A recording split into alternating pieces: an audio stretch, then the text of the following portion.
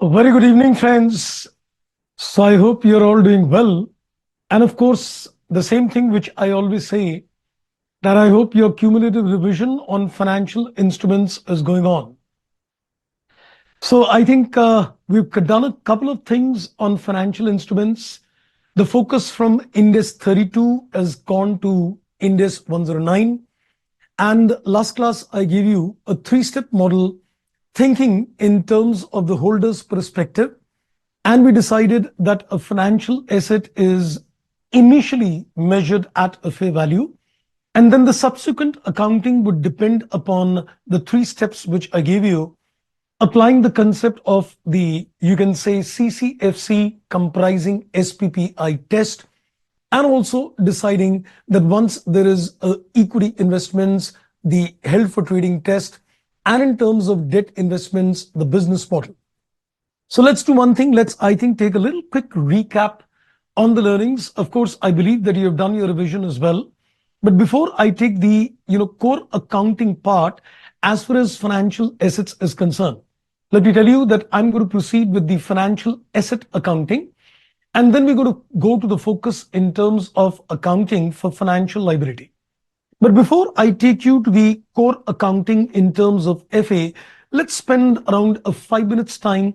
Let's do a quick recap of the learnings, what we did in the previous class. How do we decide that the financial asset is measured subsequently at what basis? So let me begin with a little quick recap on that. A good evening to all of you. I think I got some questions. Mansha, so why is there required to conduct a business model test to assess the risk again? As we know that financial liability investment, there is no risk, then why the business model test maturity and held for trading is applied? Well, the step number 2 in terms of a debt investments would tell you that yes, the financial liability investment, that is a debt investment, is risk-free because you've got a contractual right to receive money. But you see, there are two different aspects. I am entitled to receive something, but do I intend to receive it or not? I would put it like this. Just imagine that I'm making an investment where I'm getting a right to receive the contractual cash flow. But I will be getting these cash flows only if I keep it till maturity. So I think the entity cannot just apply a single test that are you entitled to receive it or not. But I think the intention of the management, whether they want to keep it till maturity or do a trading, is also going to be important. Because you cannot categorize an investment to be safe only because it gives you contractual cash flow.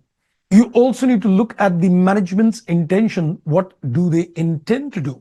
So I think if we just look at the step number 2, it is only looking at one side of the coin. But if you start looking at the step number 3, you're looking at another side of the coin as well. Because in step 2, you're more looking at from the point of view of the issuer that he has got an obligation to pay. But then in step number 3, you're more focusing on the holder's perspective, that do you really intend to hold the investment or not? So I think step number 3 is also important because you need to look at the transaction from both the perspectives. The issuer has got an obligation to pay, and what does the holder intend to do with it? Are you going to get this, keep this till maturity or not? I guess you would have got your answer. Okay, I think you got another question as well. So where there is a CCFC test, generally it fails in CFI. We don't conduct and assess the risk again as far as the intensity is concerned. Yes.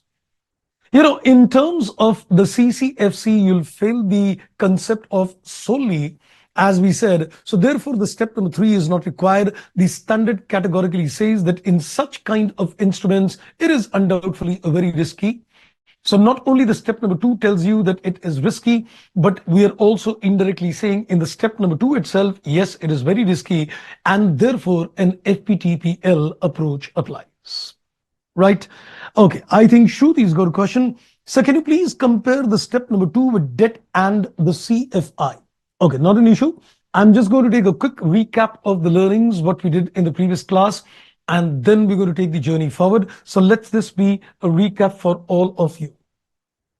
So if you remember, In the previous class, I made a walkthrough of three cases. Now I'm going to quickly make a walkthrough of all the three cases in a single go. So let's make a little, I would say, mind map, though it's already there with you. But I think since we're putting it as a quick revision, so let's call this as a quick mind map. Now, I was looking at a total of three steps, and with the help of which I'm going to decide what is the category of investments. So step number one, then step number two, then step number three, and that decides the measurement. So when we were looking in terms of step number one, you're stepping into the shoes of the issuer and seeing that that instrument is going to be categorized as what by the issuer. Then you go to the step number two, where you do a risk assessment, identify whether the risk is there or not. That's it. Not the intensity, but only the presence or the absence of the risk. Then in terms of the step number three, we are again looking at a risk assessment. And this time we're looking at a confirmation whether the risk is there or not, or the intensity. So get it very clear. The step number two is in terms of deciding the presence or the absence of the risk. And the step number three is a confirmation that yes, the risk is not there, or it is deciding the intensity, that if the risk is there, that is it high or is it not that high? And that would decide the measurement base for the financial assets. But prior to this, let me also clarify one thing very clear, that this chart is deciding the measurement of financial assets subsequently. I very clearly gave you that financial assets are initially measured at a fair value, though I'll give you another interesting chart after the end of the summary, that what are the various aspects in terms of financial assets. But just to remind you, when you're looking at the financial assets and you're looking at the initial measurement, the financial assets is going to be initially measured all at a fair value.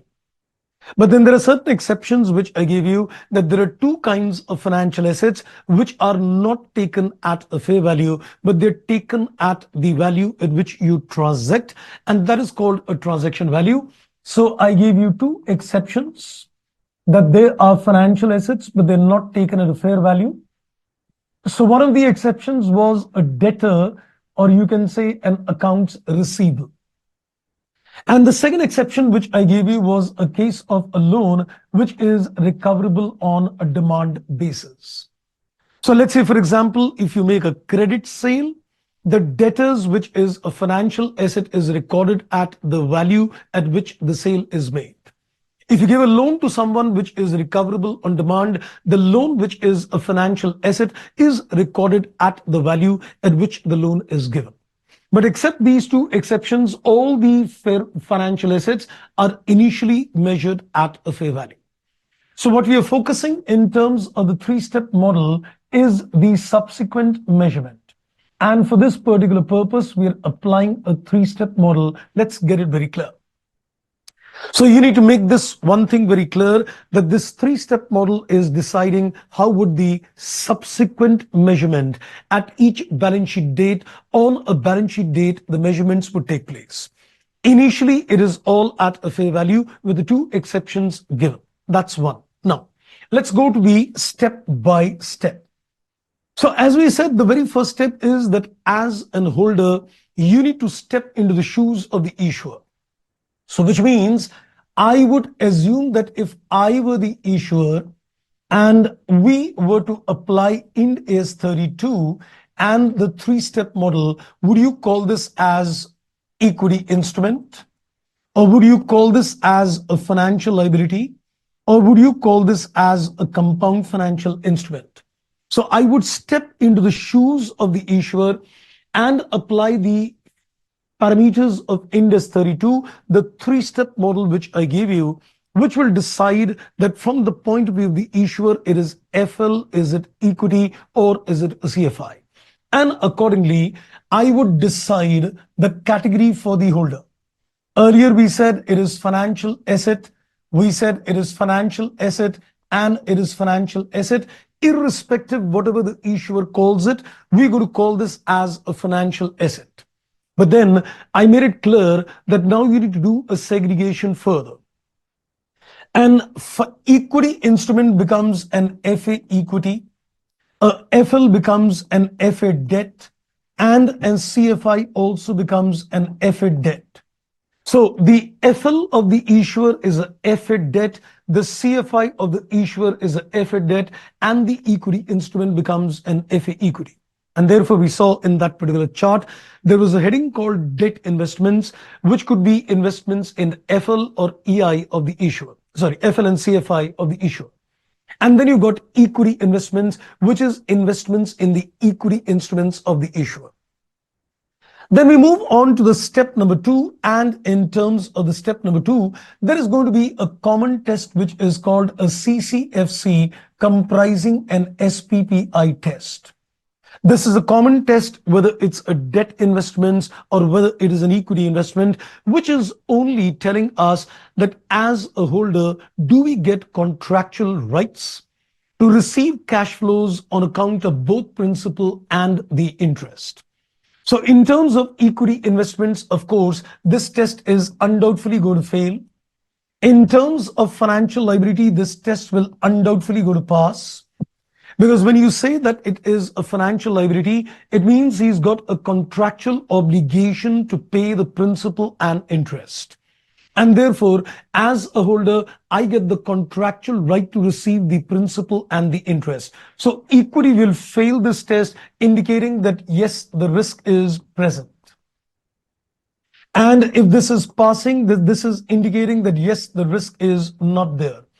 And in terms of a compound financial instruments also, I said that generally it will fail.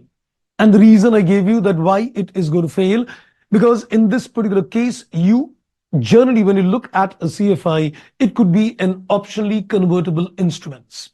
So when the instruments have got an option to receive either cash or shares, then you're not getting a sole payment in cash. You're getting a payment in terms of either equity or in terms of cash. Therefore, this test will fail. And if this test fails, it again indicates a risk is there. So which means your step number 2 is only making an assessment of the presence or the absence of the risk. So when you make an investment in equity, the risk is there. When you make an investment in a debt which is FL in nature, the risk is not there. And when you make an investment generally in a CFI, then you can say generally the test is going to fail and the risk is there. The only situation where we don't go to the step number 3 is the CFI, and we directly decide the measurement model as FPTPL, indicating the risk is there and also indicating that since you have invested in an instrument where you're running a risk that you might take equity if the prices goes up, or you might take a cash. And remember, you are not going to get enough cash. The reason you ask me, when I invest in a compound financial instruments, I'm not going to get the entire money back because there is a split accounting done from the issuer point of view. So which means I'm definitely investing in a very risky instruments because I'm waiting whether the price of the shares will go up. Then I'll tell the issuer, okay, give me shares, or otherwise I'll ask for cash. So it's a risky investment and no assessment required. Then we decided in terms of the equity investments that in this case, you're going to conduct a different test called HFT test. So there is going to be a different test for equity and there is going to be a different test in terms of debt investment, which is called a business model test. The test involved in terms of the step number 3 is different. If it is a debt investment, it is a business model to be seen that is indirectly intentions of the entity. And when you're looking at the equity, you're looking at, are you going to do trading in that investment or not? So when you say it is HFT, that means it is held for trading. And you say, yes, it is held for trading. It definitely means there is a huge risk. The risk is already there and it only tells me a confirmation that if you're doing an intra trading, it is definitely very risky and I would use an FPTPL approach. And we decided, why we're using an FPTPL, because a company is investing in a very risky instrument. So give them an accounting which impacts the profits and the EPS as well. So FPTPL makes sense. Now, if you say, no, we are not doing a trading, the risk is there, but the risk is not that high. The risk is there, but it is not that high. So the standard in this particular case gives you a choice. The standard says, okay, we'll give you a choice. You want to still continue with FPTPL, you can, or if you want to continue with FPTOCI, you can. So the standard decided that in case you are saying it's not held for trading, in simple words, you can say that equity investments, which are short-term investments, are current investments, are FPTPL. And if they are not current investments, they're basically non-current in nature, then you invested from a little longer perspective, then you're getting a choice of FPTPL or OCI, and equity is always with no recycling. I'll be explaining today the concept of no recycling as well, depending upon your previous understanding of R and NR, which I'll explain what is reclassification and no reclassification. We can say recycling, no recycling. Then comes the debt investments, and in terms of debt investments, we start looking into the management's intention. And the management intention could be either we are planning to keep the investments till maturity, or we are planning to sell the investments, do trading, or it is supposed to be a mixed objective. So we need to see that you are putting money in an investment. So what is the intention of the management as well? If the intention of the management is to keep it till maturity, it confirms that yes, there is no risk, and I would apply an amortized cost approach.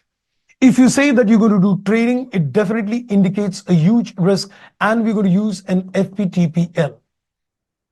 And if there is a mixed objective, then you're in between. And in this case, we can say the risk is not that high. The risk is there, but it's not that high. And we're going to use FPTOCI, and it is with recycling. Debt is always with recycling. Equity is always with no recycling. And I think at this stage, you can also watch out something more, which I would like to pinpoint, and that is that you can say that in terms of FA equity investments, if you ask me what is the default measurements, I would say it is FPTPL.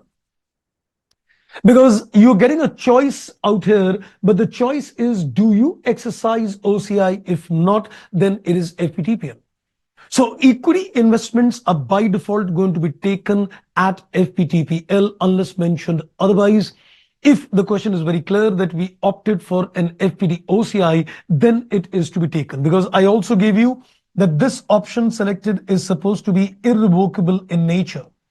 Because once you select this option, you cannot take a U-turn.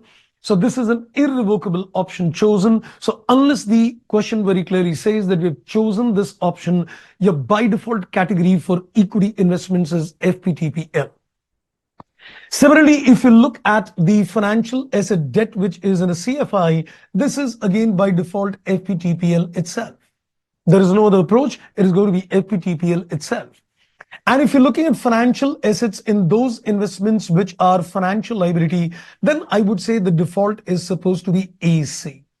Then I would say the default is AC, because unless I'm not given anything in the question is completely silent and doesn't tell me that what is the business model of the holder, what is the intention. I'll assume that he's going to hold it till maturity, and I'm going to take AC as default.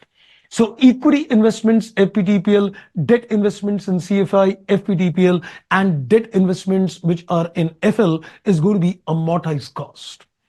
I hope that gives a complete recap in terms of what we learned in the previous class, that how do you decide a subsequent measurement in terms of various permutations and combinations. I hope that helps. Okay, I think Shruti, you got a question. So, but CFI can be perpetual debt and non-derivative as well. So we're only considering optionally convertible in nature. That's a good question. That's the reason, if you remember, I said that in terms of CFI, you will generally fail the test. I don't want to get into all the kinds of permutation combination.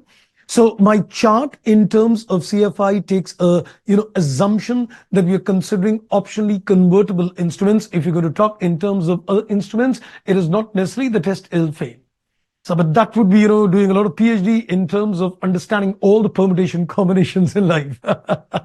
So I've just given you the basic inputs in terms of CFI, considering optionally convertible as a base. Okay. So far, so good. So I think that gives me the initial revision of our previous class, what we did. Now, I think it's time to take it forward. I think we spent a good time, 15, 20 minutes. Now, let's go on further.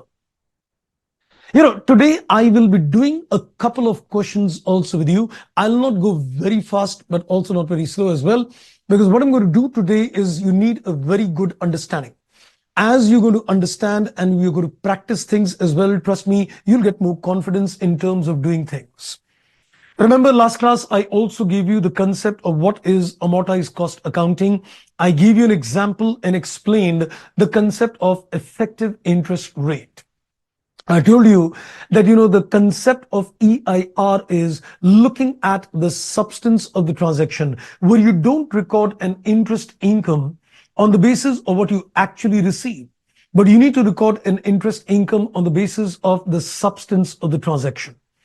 The deal is, documented in terms of, you can say, the absolute data, and then you do things. So I think now what I'm going to do, before I start with some practical illustrations on financial assets, let's first make a chart.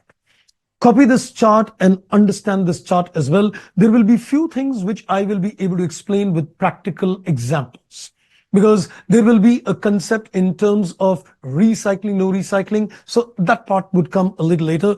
Don't get worried. You will definitely get answers today. Today is going to be a very crucial class indeed. So I want to make another chart before I start with the practical illustrations with you. So I'm focusing on that. If you look at financial assets accounting, there are 4 categories of financial assets: AC, then FPT OCI-R, then FPT OCI-NR, and FPTPL. I want to consider all the 4 categories and consider how recording takes place. So I'm going to consider a column AC, a column for OCI-R, a column for OCI-NR, and a column for FPTPL. So this is, I'm making a chart. So I'm creating a chart in this particular case. So this is a chart regarding the accounting of financial assets. So I'm giving you a focus in terms of how different categories of financial assets are going to be accounted for. So let's take a column particulars, and then we're going to take the 4 categories: AC, then FPT OCI, that is R, then FPT OCI, that is NR, and FPTPL. Now please watch this very carefully. Watch this very carefully. This chart is going to be very crucial before I start the practical illustrations with you. Number 1, I want to understand that if I've got FA equity investments, which category applies to FA equity accounting? Well, AC is never applicable to equity. R is applicable to a debt, not to equity. So it can be either OCI-NR or it can be FPTPL. So we know that equity investments can either be measured at FPTPL or FPT-OCI, no recycling. That is one. These categories are not applicable to equity investments. Similarly, if I'm looking in terms of FA debt investments, we've just seen that FA debt investments, the concept of AC applies, yes. The concept of recycling relates to a debt, but no recycling is not related to debt. But yes, debt investments can also be taken at FPTPL. So this is nothing but based on our understanding of the previous 3-step models, that in this particular case, you're saying equity investments will fall in these 2 measurements, and debt investments can fall under any 3 except NR. Then Let's go to the third point. We're looking at the initial measurement of financial assets. We're looking at the initial measurement of financial assets. And I've very clearly told you that leave the exceptions of debtors and the loans recoverable on demand, all other financial assets are always initially taken at a fair value. All the financial assets are initially measured at a fair value. So when you're going to measure the financial assets initially, it'll all be at a fair value. Now, well, financial assets can be varied examples, like, you can have huge number of examples, but let's concentrate, let's say, on an investment. Because when I'm going to do accounting, I'm going to consider majorly investments. So let's consider that we're looking at investments. Now, what can happen that when you make an investment, there could be a commission or a brokerage which is paid at the time of acquiring an investment. Now, all that money which is incurred is called a transaction cost. So what we're going to do in this case, if there is any transaction cost, you're going to add it at the time of initial recognition. So any transaction cost will be added at the time of initial recognition to the financial asset value. So let's say if you acquire an investment for 10,000 and you paid, let's say, a 200 rupees of transaction cost commission. So your financial assets will be taken at 10,200, quite similar to what you've done in AS 13 in terms of intermediate. But remember, in terms of FPTPL, this transaction cost cannot be added. The only exception is FPTPL, where the TC doesn't get added to the cost of the asset. In this particular case, the transaction cost is going to be immediately charged to the profit and loss account. It is going to be immediately charged to the profit and loss account itself. So this is the initial measurement. Now let's also have a look at how the subsequent measurements would take place. So how would the subsequent measurements would take place in this case? Now, when you're looking in terms of the subsequent measurement, we need to be very careful. I'm talking in terms of fair value changes. When I'm looking at the subsequent measurement, my focus is, do we capture the fair value changes or not? Well, let me tell you that in terms of AC, the fair value changes are not captured. I gave you that earlier as well, that when a company would use an amortized cost accounting, it's a variation of historical cost model. So in this case, the fair value changes are not captured. In this case, yes, the fair value changes are captured and the fair value changes will enter in the other comprehensive income. In this case, also the fair value changes will be captured and they will be taken in the other comprehensive income. In this case, also the fair value changes will be captured and they will be taken in the P&L, as the name says. It says fair value through OCI, it says fair value through OCI, and it says fair value through P&L. So at the end of the year, your balance sheet will reflect these financial assets at a fair value. On the balance sheet date, the financial assets will appear at a fair value, and any changes in the fair value, increase or decrease, is going to be captured in the P&L or OCI. In terms of amortized cost, we're not going to capture any fair value change. So this investment will continue to appear at a book value itself, and a fair value is totally ignored. That is one. Next important aspect, and that is where people tend to get confused, and that is the concept of EIR. Remember last class, I gave you the concept of effective interest rate. Now, it is very important to understand where would the concept of effective interest rate apply. So let me say this very clearly to you. So just have a look at this very clear. The concept of EIR is going to be applicable only for debt investments. Naturally, equity investments don't give you any interest. So the concept of EIR is going to apply to debt investments. So if it is going to apply to a debt investments, so would it apply for AC category? Yes. Would it apply to an OCIR category, which is applicable to a debt? Yes. Will it apply to OCI NR category? No, because it is equity. So the EIR concept is not applicable. The EIR concept will apply only when it is a debt investments, but it doesn't apply if it is an equity investments. And in terms of FPTPL also, the EIR concept will not apply. Though this category is applicable to both debt and equity investments, but in this case, why are you recording FPTPL? Even for a debt investments, if you're following FPTPL, the reason is that it is held for trading. So the company has got no objective in terms of, regularly receiving any kind of interest. So why would the company apply the concept of EIR? The concept of EIR is going to apply only for those kind of investments where you plan to keep them till maturity, AC, or maybe a blend of, maturity or a sale.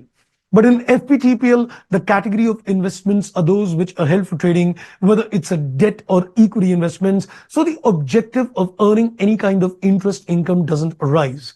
So therefore, the concept of EIR is not applicable. So remember, the concept of EIR is going to be applicable only to debt investments, and that also which are measured at AC or they're measured at FPTOCI. So I hope, friends, that we're very clear with these 5 aspects, though there are more aspects which I'm going to give you. So leave some space in this chart. I will add some more points later. So do one thing, just leave a page. I'm also just going to leave a page out here. And I'm going to add some points later after I've given you some explanations, because I think at this stage it's too dangerous. So once I've given you more explanations, I'll add more points to all these 4 categories: AC, OCI, R, NR, as well as FEDPL. Okay, so I think this is done. So I will add more issues later to this. So right now, these 5 agendas should be very clear, that equity and debt investments are covered under which measurement base on a subsequent level, and what is the initial measurement done at fair value plus TC, except FETPL. Subsequently, where do you capture a fair value changes or where you don't capture a fair value change, and where does the EIR concept apply? Right? I hope, friends, I am absolutely clear till this particular stage, correct? Shruti sir, transaction cost in FPTPL is not there, instead charged to the PNL. Yes. If it is an FPTPL, even if there is a transaction cost, you're going to simply put it in the profit and loss account. It is not allowed to be added to the cost. It is not allowed to be capitalized at the inception. You will simply put it as an expense, a revenue expenditure on day one. On day one. Okay, so I think let's begin. I guess clear, wonderful indeed. So let's now start the journey. What I'm going to do, I'm going to take a very simple example, and I'm going to take an example of an FA debt.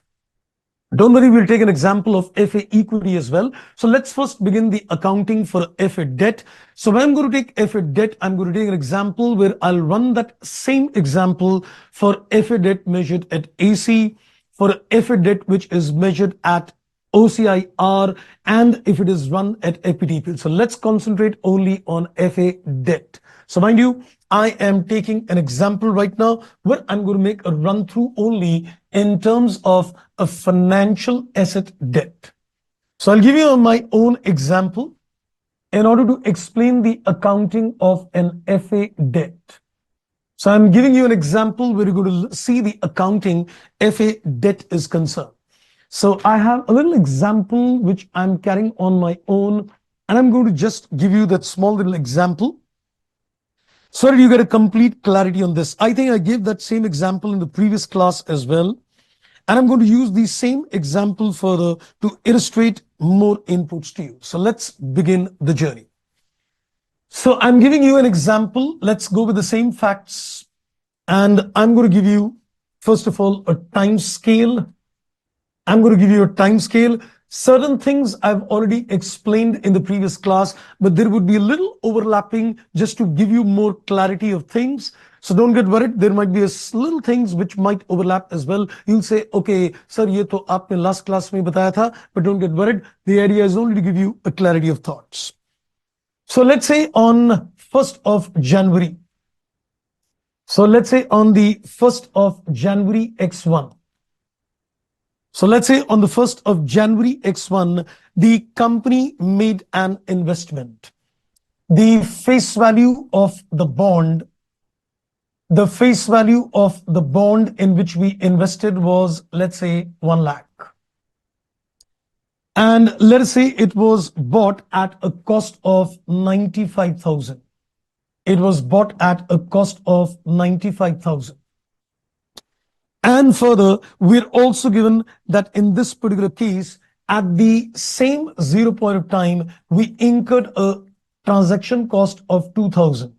So there was a transaction cost incurred, which is to the extent of 2,000. Okay, and then let's consider the life of this bond in totality. Let's consider the life of the bond in totality is 3 years. So on 31st December X3. So it's got a 3 years life, X1, X2, X3. And let's consider in this particular case, it is with a coupon rate 5%. So the coupon rate in this case, which is payable on this bond, is at the rate of, let's say, 5%.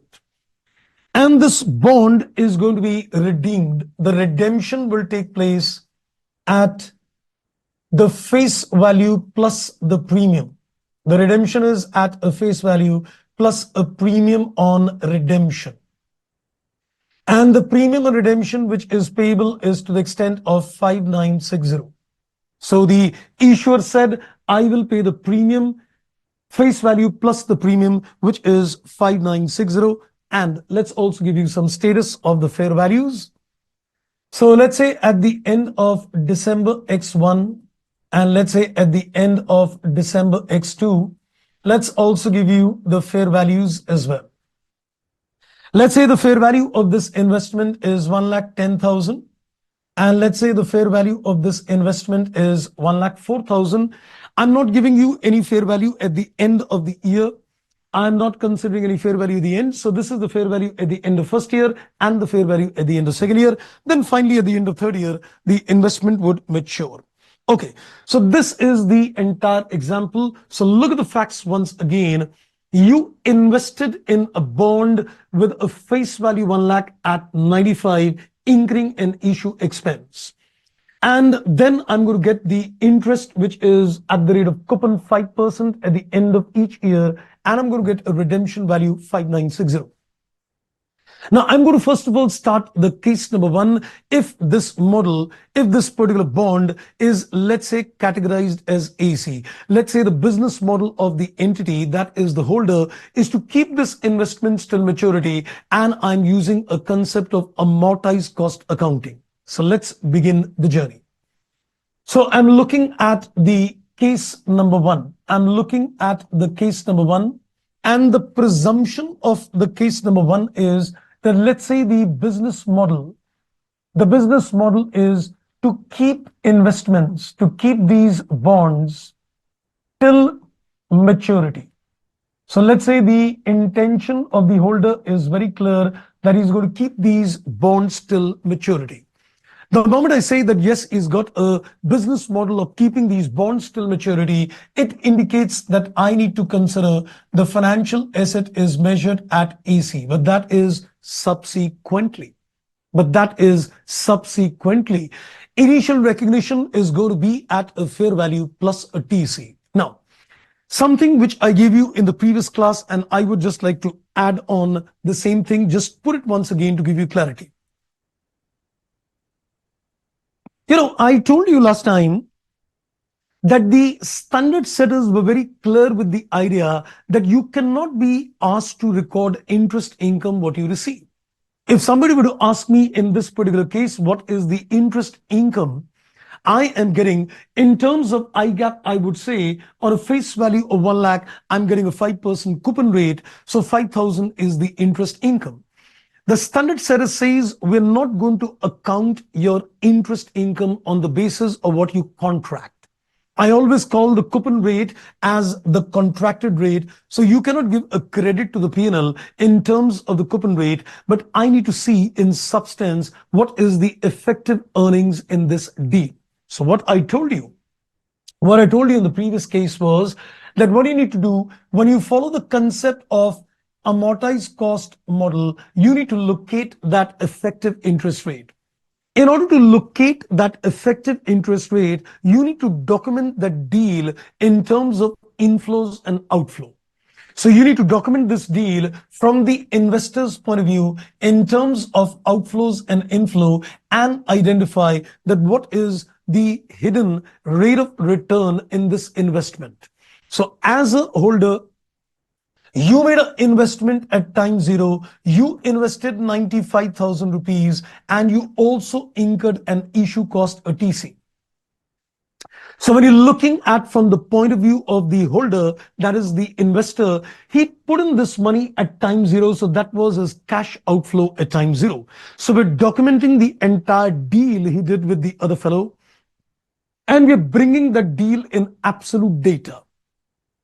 Then we would say that over the next 3 years, you are going to get on the face value a 5% coupon rate. So this deal in which you invested 97 is going to give you 5,000 at the end of each year in absolute figures. And at the end of third year, you're going to get a face value plus the premium on redemption. And I told you in the previous class as well that what you need to do in this particular case, you need to get the internal rate of return. That internal rate of return would indicate that what is the effective interest you're earning out of this deal. The patterns of cash flows are contractually agreed. The other fellow agreed with you that, okay, I'm going to pay you this much at the end of each year. I'm going to pay you this much at the end of the third year. You're free to decide the deal. You're free to decide how the other fellow is going to pay you money. But at the end of the day, I want to find out the effective return. So what I'm going to do, I'm going to locate the internal rate of return. That internal rate of return is going to be called as the effective interest rate in financial reporting. So Ind AS 109 says that let's do one thing. Whatever deal you've contracted between the two, let's see what is the effective interest rate in that particular deal. So I did the calculations earlier and I gave you that if you work it out, 8% is the effective return, which means the present value of all these inflows at 8% is going to be equal to 97,000. So if you calculate the internal rate of return, we can call that the effective interest rate in the deal is 8%. Though the other fellow is giving you interest at the rate of 5%, which is coupon rate, but he's indirectly compensating you that interest later by giving you a premium. He's also giving you an initial discount as well. The person has decided that 5% coupon rate because he's giving you an advantage at time zero. He's giving you an advantage at the end of the year. So if somebody were to ask me that why did this 5% rate become an 8%, I gave you that as well. The change of that coupon rate from 5 to 8% is attributed to, you can say in my example, a total of 3 factors. I would say it is attributed to a total of 3 factors. Number one, in this case, you can see that there is a discount on issue of this bond. He told me that you invest only 95, but I'll still give you 1 lakh back. The fellow told me that you pay me only 95, I'm going to still pay you 1 lakh. So there was, a return which was given to you at time zero itself. So that discount on issue pushes things from 5 to 8. Then there is a premium which is there on redemption. The premium which is there on redemption is also pushing up the effective earnings. I got a discount at the beginning. It pushes my effective return from 5 to 8. I'm getting a premium on redemption. It is pushing up my return from 5 to 8. And then there is a TC which I'm incurring. It is pushing down my return. It is pushing down my return. So can I say the movement of 5 to 8% is attributed to a total of 3 factors. What the holder is effectively earning in this deal is to the extent of 8%. Because he's getting a benefit at time zero discount, he's getting a benefit on redemption, and there is also a TC which is increasing, which is pushing down his return. I hope you got the point. So the moment the holder has to decide in accounting that yes, in this particular case, let me prepare an amortized cost accounting, I'll tell him, boss, please don't record an interest income what you receive. You got to record an interest income which is technically hidden in the deal. Let's, I think, document your deal in absolute figures. Let's locate that internal rate of return, which is EIR, and that is effectively the interest which you're earning. So every year you're going to book an interest of 8%. Though you may receive an X amount, that doesn't make a difference, right? I hope I am pretty clear, friends, at this stage. Clear? Okay. I'm getting another question from Satish. So, is transaction expenses for both financial assets? Yes, the transaction cost which I am considering is applicable in terms of FA. So, this is that I am incurring certain expense to make that investment. So, it is for the financial asset right now, AC. Okay, now with this understanding, let's do one thing. We are now going to do the accounting of the financial asset. We're going to make a ledger account and let's see an accounting for the financial asset which is prepared at AC. So we're going to make a ledger account, though many people prefer to make an amortization chart. Well, you make an amortization chart or you make a ledger accounts, the results are simpler, but your understanding will become a little more easier if I reflect things in the basis of a ledger account.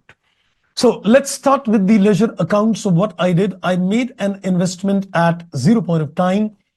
We purchased the investment at 95 and we also incurred a TC. So I'm going to record the financial asset initially at a fair value, considering that 95, the cost is the fair value plus the TC.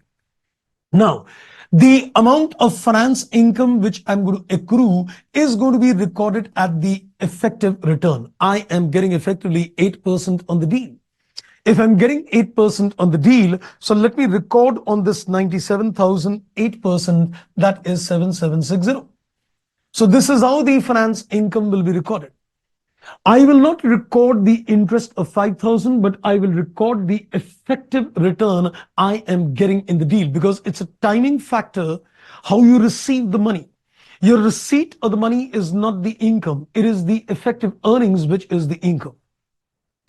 Now, at the end of the first year, I get a coupon rate, a contracted rate of 5% on the face value. So you're going to get 5,000 interest on the deal. So we take a balance CD as a balancing figure.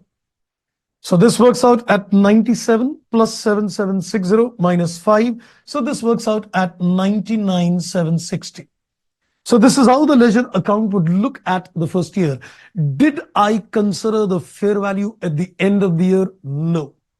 Because I'm using an amortized cost approach. So I've applied the concept of effective interest rate, but I've not taken any impact of fair value changes. I just like to take you back on the chart to get complete clarity. So you can see that I took the fair value plus TC 97. No fair value changes are taken at the end and the concept of effective interest rate is being applied. So you can see all the three things. 97 is the initial recognition. The effective interest rate is being taken for interest calculations and no fair value changes are being captured at the end of the year. So that's how my ledger account is going to be for the next 2 years as well. So I go to the next year, this becomes an opening balance 99,760. Then I record a finance income again at the rate of 8% on this amount. So when I take 8%, it comes to 99,760 into 8% is 7,981 approximately. And you receive that 5,000 coupon rate at the end of the year. You again take a balance CD as a balancing figure. I again did not capture any fair value changes. Subsequently, I took the effective interest income, no fair value changes captured. So 99,760 plus 7,981 minus 5, that is 102,741. And then I go to the next year, this becomes an opening balance as well. And I'm going to again take finance income at 8% in this year. But let's take that as a balancing for convenience. Though I can take an 8% on the opening, but let's do one thing. Let's take it as a balancing figure because I know I'm going to receive that 5% coupon and I'm going to receive the face value with the premium on redemption that is 5,960. So we can take the interest as a balancing figure just for convenience. So that works out at a balancing figure on the debit side that is 8219. Though if you calculate 8219 divided by the balance BD, it is coming to 8% itself. So I think everything is perfect. And I think I would like to recreate one thing more, which I told you last time as well. And you can now see the reconciliation as well. I want you to clearly see that reconciliation again, that what is the reconciliation. Now, in terms of the reconciliation, I want you to see how the deal is structured and how the interest income is being taken in the P&L. What you receive in cash is one that is contractually agreed. And what you're recording in the P&L is another thing. But at the end of the day, what you receive in cash and what you record in the profit and loss is going to be undoubtedly the same. So let's see what is the amount of money which you're receiving in cash terms. And let's see what is the amount you're taking in the profit and loss. So there is something which you're recording in the P&L over 3 years, but then there is something which you're receiving, at different points of time. Like, for example, you received a discount at time zero that was 5,000. Like, for example, you received an interest income that is a coupon rate 5,000 for 3 years over the next 3 years. Like, for example, you received a premium on redemption that was at the end of third year. So this is how the returns are coming on cash basis. You're getting a discount at a different timing factor, you're getting the coupon rates at a different timing factor, and you're getting the premium at a different timing factor. And even at 0 point of time, you're also incurring the 2,000 as well. So let's see at the end of the day, what is the net amount you're receiving on the entire deal. So we can say 5,000 discount, 15,000 coupon rate, 5,960 premium minus the TC. This is 23,960. But if you see what we are booking in terms of P&L at each year end has been a smoothened income. What we're booking in the P&L is a smoothened income, and that is you book 7,760 effectively earned in year one, 7,981 effectively earned in year two, and 8,219 is what you've effectively earned in year three. So if you take 7,760 plus 7,981 plus 8,219, it is a perfect score of 23,960. And I think that will give you a clear-cut insight that when I'm using an amortized cost approach, I'm saying, boss, you deal, you contract this way, but that cannot decide my accounting. I'm not going to record the interest income on this basis. I'm going to record on the basis of what you effectively earn in the deal. So at the end of the day, what is credited to the P&L over 3 years is what is effectively received in cash as well. But the timing factor of the receipt has been different. But the income is going to be booked on the basis of the effective returns, right? I hope I'm 100% clear on financial asset debt accounting at AC. Clear, friends? I hope I'm 100% clear, not even 99. I want your inputs that you're 100% clear. Not even a 99.99 would survive at this stage. So I should be, you should be absolutely confident that yes, I'm 100% clear on AC approach, that you are basically trying to see the deal is structured in a certain manner. But what is the effective interest income in the deal? The P&L is going to capture the effective earnings, though at the end of the day, what you book in the P&L and what you receive in terms of cash, they reconcile to the same. Okay, so do give me your input, friends. I hope I am absolutely clear, because then I'm going to go forward and we're going to talk of the case number 2. Okay, and I got 100% clear on AC. That comes from Tahir. And yes, clear 100% Satish. Yes, clear Shruti. That's wonderful indeed. Okay, that's great. That's wonderful indeed. I hope others also pretty clear with that. Now let's go further. So I am now going to take it further and we're going to talk in terms of OCI. Same question. The same question I'm going to do case number 2. So let's talk in terms of the case number 2 now. So in this case, I'm looking at the financial asset is measured at FPT-OCI with R, because if you're looking at a debt investment. So in this particular case, when you're looking at a debt investments, in this particular case, what we are saying that the business model is that you might keep it till maturity, or you might sell it at the earliest opportunity. You might do a trading depending upon the facts. So we saw that if a business model is a mixed model, you might keep it till maturity or you might sell it in between. If the opportunity comes a good way, anything can be done. Now watch this clear.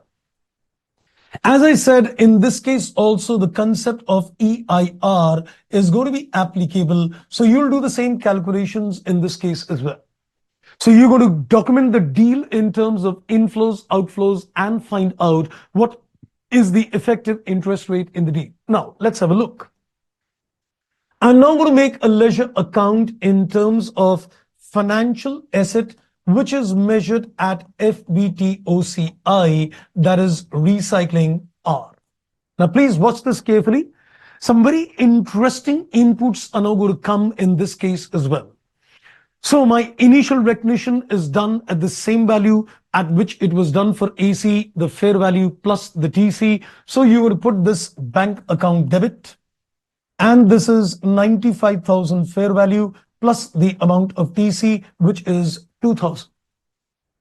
Here again, the concept of EIR would apply. So you will calculate a finance income at the rate of 8% on this deal. Let me pick it from the previous ledger, and that is 7760. So that is the finance income which I record. Then I receive 5,000 coupon rate at the end of the first year, and we take a balance CD. But now the question is, you got the focus. In terms of AC, I used EIR. Yes. Did I capture the fair value changes? No. But in terms of OCI, will I apply the EIR? Yes, I did. But are you going to capture the fair value changes? Yes. Let me go back. Let me go back to the chart which I gave you. So if you're looking in terms of OCIR, I did the initial measurement at 95 plus 2, done. I took the concept of effective interest rate, done. And unlike this, the fair value changes are captured. So trust me, the accounting of AC and OCIR is same. The only difference is that AC, you don't capture the fair value change, but OCIR, you capture the fair value change. So in this particular case, now what we're going to do, I gave you the fair value at the end of the first year. In the question, I gave you a fair value at the end of the first year was 1,10,000. So we're going to capture this at 1,10,000, which is the fair value, So naturally, there is going to be a difference in this ledger account because you had a balance CD, which was a balancing figure representing a book value. And now you need to compare this with the fair value. So the difference, fair value gain or loss, would arise. So 1,15,000 on the credit side, and on the debit side, we are getting a balancing figure, which is 10,240. And what is this 10,240 represents? It is nothing but a fair value gain, which is going to be taken in the other comprehensive income section.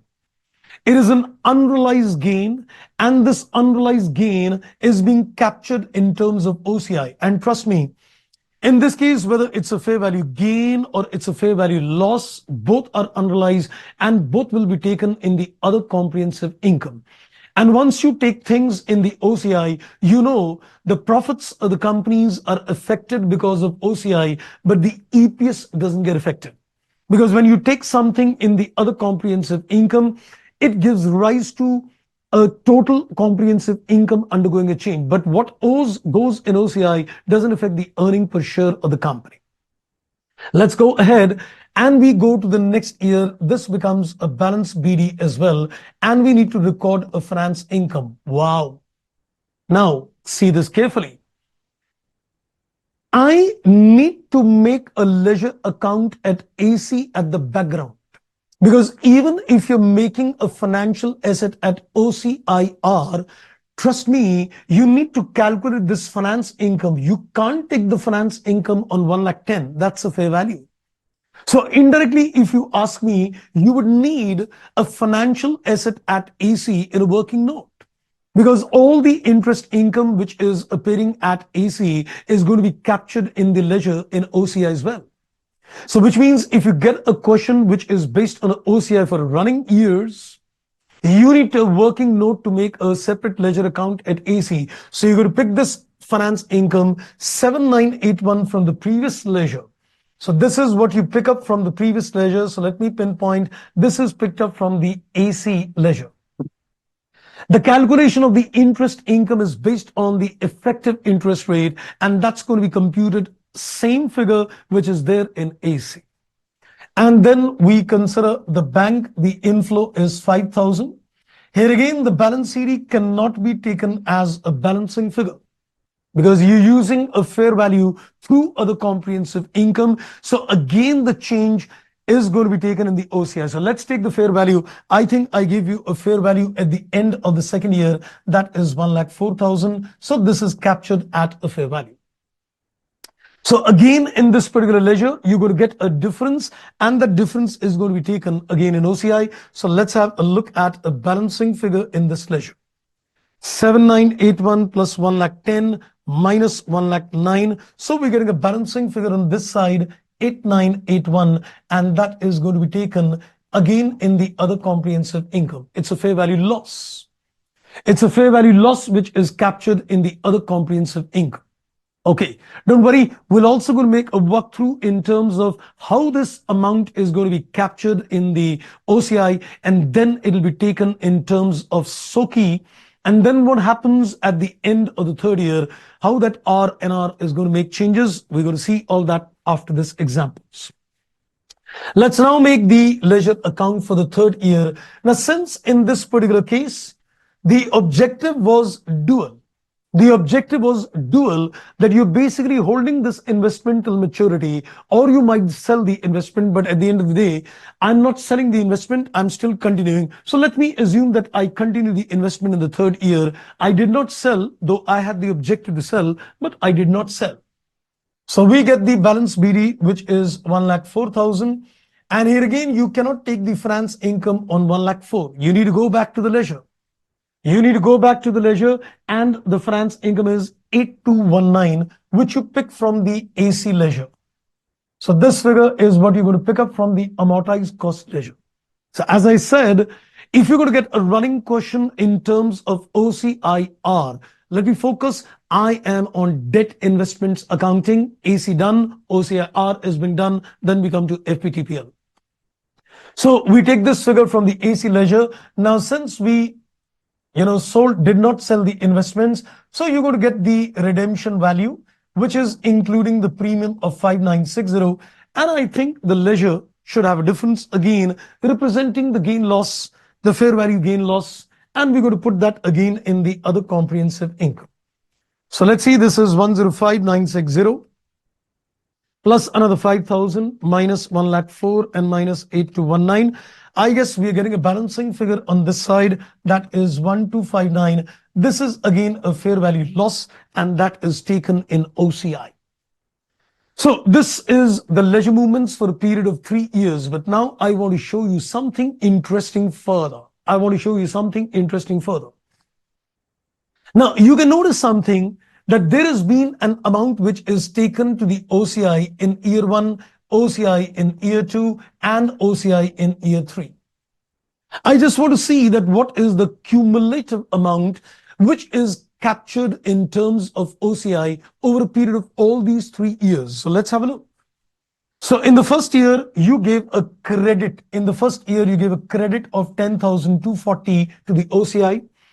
In the second and the third year, you gave a debit to the OCI, and that is 8981 and 1259. So you gave a debit of 10,240. So the net amount in the accumulated balance OCI is 0. Is that a chance? Or is this something which is got to be? I would say it is got to be, for the reason that you did not sell of the investments at any time in between. Since you did not sell these investments anytime in between, you can clearly see that you kept the investments till maturity. If you kept these investments till maturity, at the end of the day, if you take a changes in the fair value and put that club together, it's going to be 0. So this has got to be, because we are holding the investments for a period of 3 years, the accumulated fair value changes in terms of OCI is a zero. Had you sold the investments, the positions might have been different. Right? I hope, friends, I am very clear on the second concept as well. Right? I guess I'm very clear on the OCIR as well. But I think let's take it a little further. Let's take it a little further and let's have a little more understanding on the OCI debt. Now we need to understand the R part, the recycling part. So let's go further. So before I go to the case number 3, which is on FA debt measured at FVTPL, let's have a look further. Don't worry, we'll also look at FA equity investments at OCI and FVTPL as well. That's pretty easy. So we'll be able to manage all the accounting: FA debt AC, FA debt OCIR, FA debt FVTPL, equity investments FPT OCI, NR, and equity investments FVTPL. All the categories get done. Then your fundamental is going to be very, very, very clear. Okay, now I think let's go forward, and I want to now do an extended analysis of this part as well. I want to do a little extended analysis of the case number 2. Now let's imagine that this is the extract income statement. Let's imagine this is the extract income statement, let's say for a period of 3 years. And let's consider this is the extract, let's say this is the extract balance sheet as well. And let's also consider that this is so key. I want you, friends, to tell me what is your comfort zone on so key. I want you to give me what is your comfort zone on so key, because I would do my inputs accordingly. I want your inputs, what is the comfort zone on so key and your comfort zone on OCI, R and R, based on your previous understanding on these standards, because you've done this maybe in terms of Ind AS 1, and you've done this maybe in terms of Ind AS 1638 here and there. So I want to understand how comfortable do you feel when somebody talks about SOKI or somebody talks about that OCI, R and R, and I'll do my discussions accordingly. So send me your existing scores on that. Okay, I think Abhishek tells me that 5 out of 10 on OCI, R and NR. Let others also give me some more input, friends, on that. So keep sending your inputs on the comfort zone on SOKI understanding and the OCR and R. Otherwise, we need a little extensive discussions on that. So in the meantime, I think let's consider this is the income statement extract I'm preparing. And this is for year 1, 2, and 3. And this is the profit and loss section. This is the other comprehensive income. And this is the total comprehensive income. So this is the total comprehensive income. Then let's consider this is the balance sheet extract year 1, year 2, and year 3. And let's consider in the balance sheet only the other equity. Just let's consider other equity. And this other equity is being elaborated with the help of SOKI. And in this case, I've got a tab number 1, I've got a tab number 2, and I've got a tab number 3. So there are going to be 3 tabs in terms of SOKI. Okay, I think I've got some inputs. 5, Chakrapani, Satish, 6, and Tahir, 100% clear on SOKI. Abhishek sir, but I'm sure at the end of the discussion, it's going to be 10 out of 10. Okay, that's wonderful. So let's give you some good insights, friends, on that. Because you see, if you don't logically understand, it's very difficult to remember things. You can't go in the exams, cram up things and go to the exams. You need to conceptually understand the entire concept as well. Let's begin. Now, I'm going to take the same example which I took in the case number 2, where the financial asset is measured at FPT OCIR. Now, let's have a look. First of all, let me remind you, when you look at the statement of changes in equity, that is SOKI, your tab 1 is supposed to be the equity component of CFI. So your tab number 1 is comprising of the equity component of CFI, and the tab number 2 is comprising of reserve and surplus, and it has got capital reserve, it has got security premium, it has got retained earnings as well. Typically, mainly I would say 3 things. 1 is a capital reserve, 1 is a security premium, and 1 is a retained earnings. And the tab number 3 is comprising of other comprehensive income, whether it is R or whether it is NR. Right now, the focus is in terms of OCI R. I'm right now focusing on OCI R. Now, let's go back to the case number 2 and let's have a look at the leisure. So I'm looking at the leisure account in the first year. In the first year, I took 10,240 in the OCI. So in the first year, you took a credit in the OCI that is 10,240.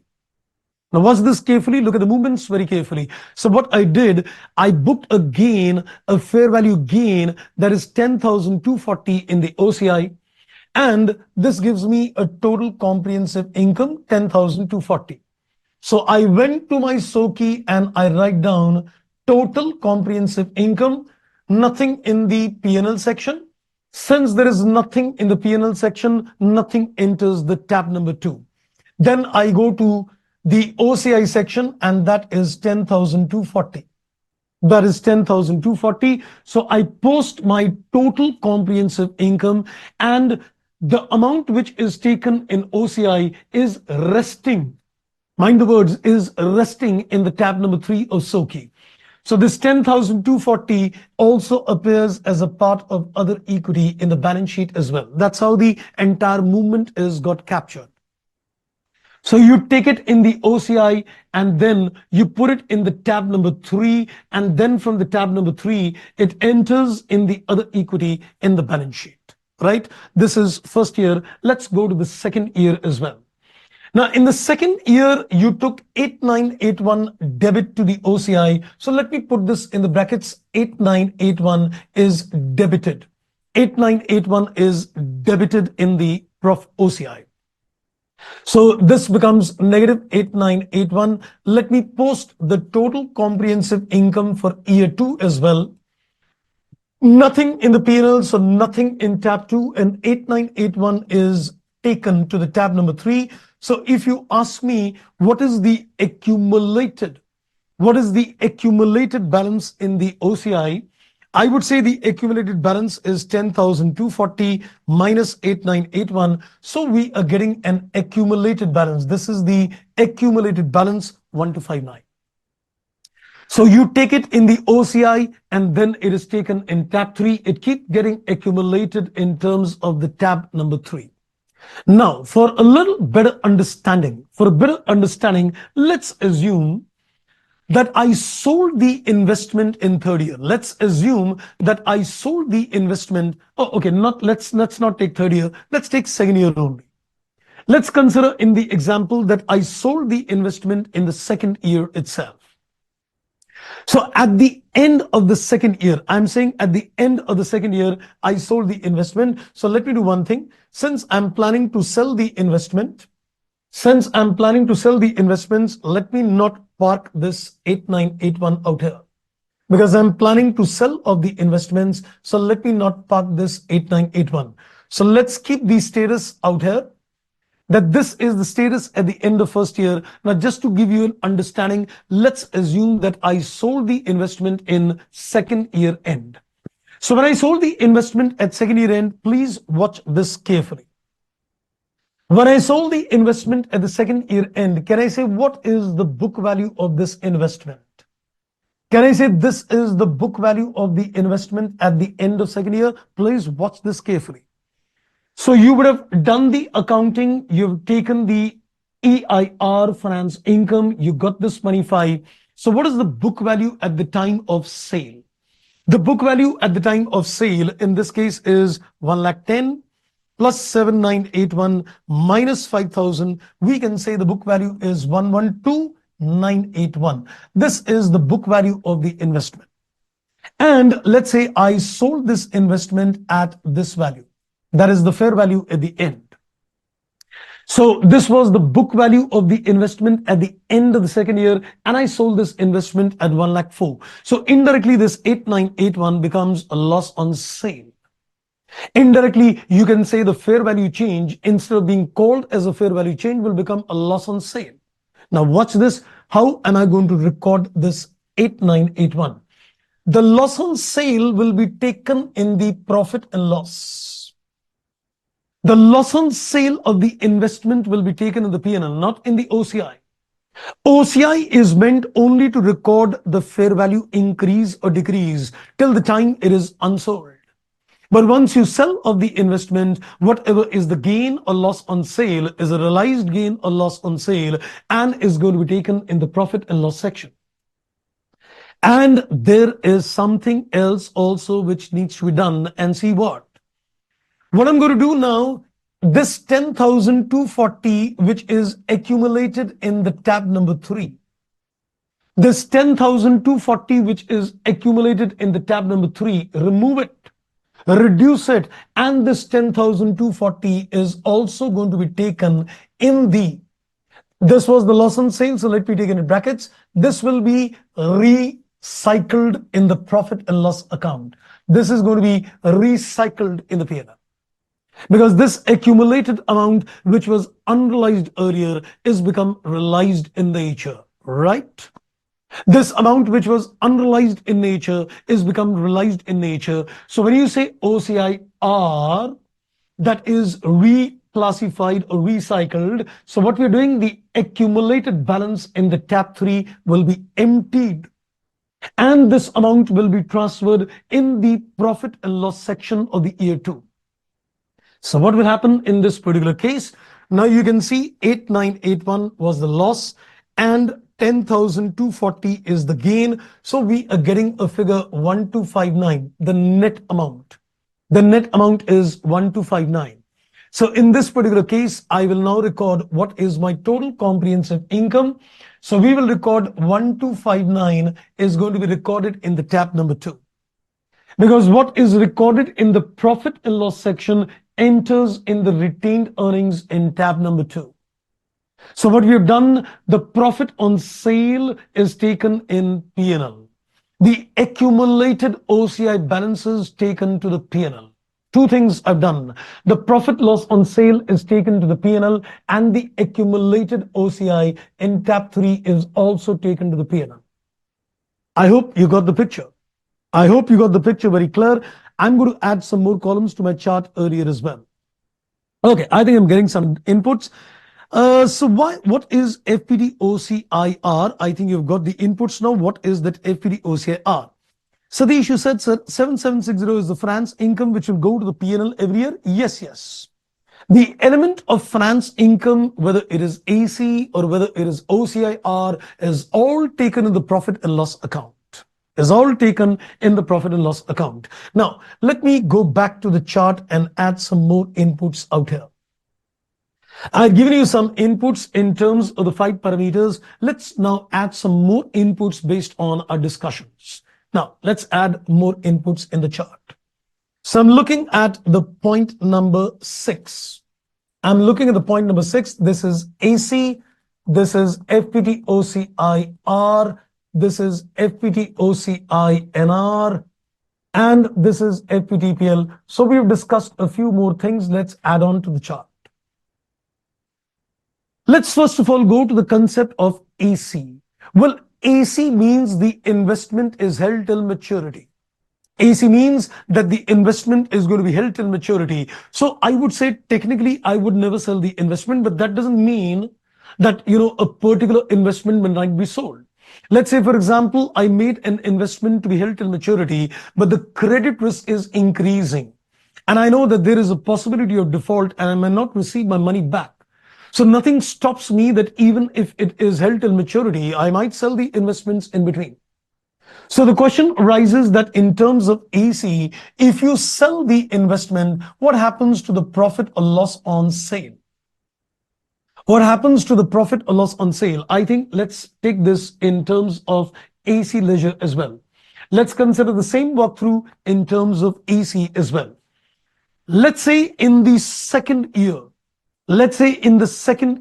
you plan to sell the investment. So this is the book value of the investment. This is the book value of the investment and it'll be sold at what? Can I say at 1,04,000? That was the value. That was the fair value. Sorry, 1,10,000. The value was 1,10,000. So this is the value 1,10,000, which is the value at the stage. So like for example, in this case, I took 1,04,000 or what? I sold the investments that were sold at a total of 1 lakh 4. Okay, I'm going for the second year, sorry, not the first year.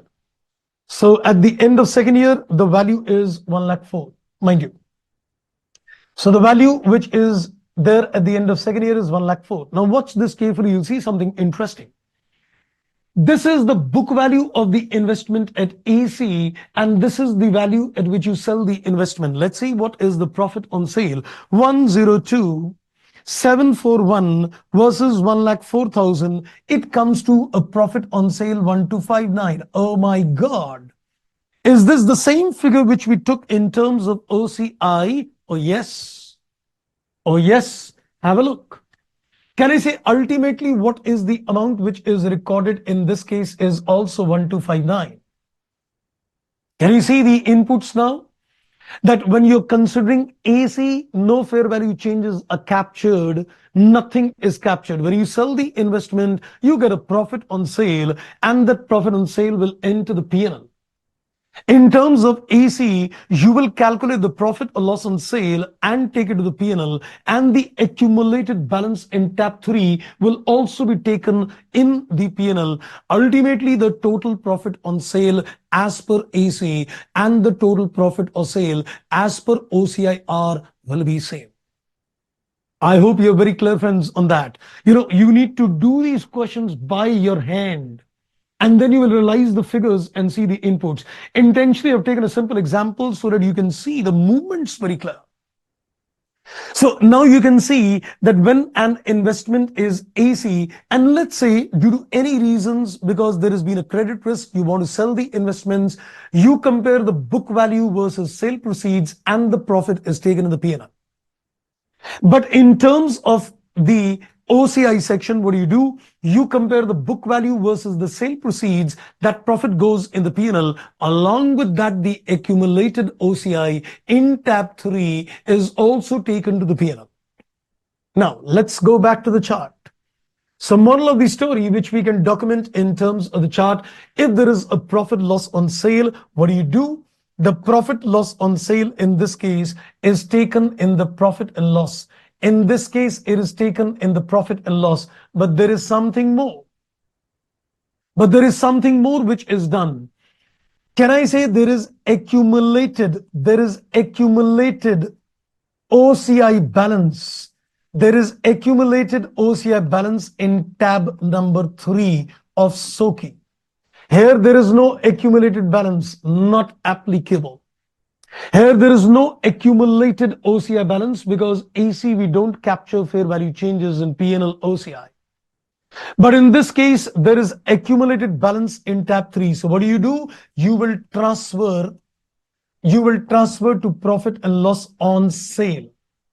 So when you de-recognize the financial asset, this amount will also be transferred on sale. So whatever is in tab 3 gets transferred out here. So let me also pinpoint something.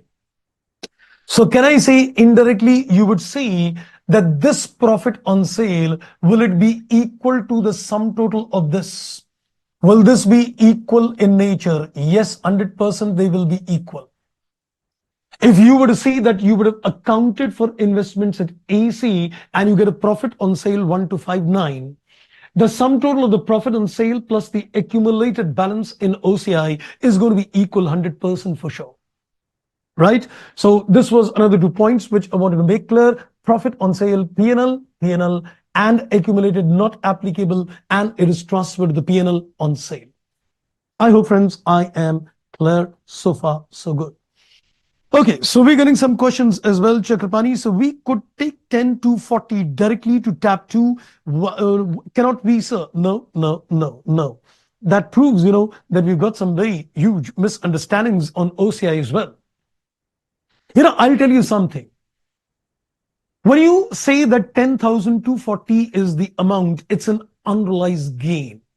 And the unrealized gains cannot be captured as a part of the earning per share. So the 10,240 is an unrealized gain which is captured in the OCI. Number one, it doesn't affect the EPS. And number two, it enters in the tab number 3. What is there in tab 3 is undistributable, not available for dividend distributions. What is there in tab number 2, retained earnings, only that is distributable as dividends.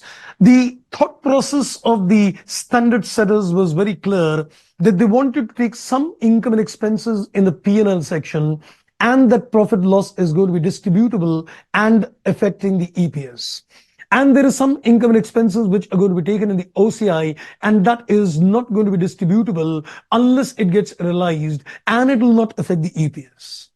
The concept of OCI relates to items that they're parked on a temporary basis in the OCI, so that if there is any, once the derecognition of the asset takes place, it gets converted into realized amount, and then it is shifted to tab 2 indirectly. And then it becomes available for dividend distributions. So the concept of OCI was to keep it, in a different temporary parking space. The amount which is there in tab 3 one day will definitely go to the tab number 2 only when it gets realized in nature. That is the real concept in terms of OCI. Correct? Okay, and I think, Kriti, you've got a question. So means at this time of sale, in between the period FPD OCI R arises. It means at the time of sale, in between the period. I didn't get a question. Well, let me, I think, put it once again before any confusion creeps in. If you look at the concept of OCI, the fair value changes are captured at the year end in the OCI. The fair value changes are captured at the year end in terms of OCI. In this particular case, I was assuming that before the second year, like at the end of second year, you are going to sell off the investment. So I'm not going to capture the fair value changes. I'll compare the book value versus sale proceeds, get the profit loss on sale, put it in the P&L section. And along with that, the accumulated balance in the OCI, which is now realized in nature, put that in the P&L as well. So as you can see in my status out here, the profit loss on sale along with the accumulated amount is 1259. It is the same figure which you get even if you would have followed AC approach. Got it? Okay, wonderful indeed. Let's take it further. Let's take it further. Okay, so I'm coming back to the chart, friends. I had added some points out there. Let me just come to the points out here. So I wanted to add the points profit on sale P&L, and accumulated OCI is also going to be taken to the P&L. Now the case number 2 is done. So we're done with the case number 1, AC. We're done with the case number 2, that is FPD OCIR. Now the case number 3 in the same question, FVTPL. So let's go to the next question with you. Same question. This was case 1, this was case 2. Now let's have a look at the case number 3. Let's look at the case number 3. So this will take care of all the debt investments with me. So let's go to the case number 3, where I am considering the financial asset debt investments, and this is being measured at FVTPL. The reason is that there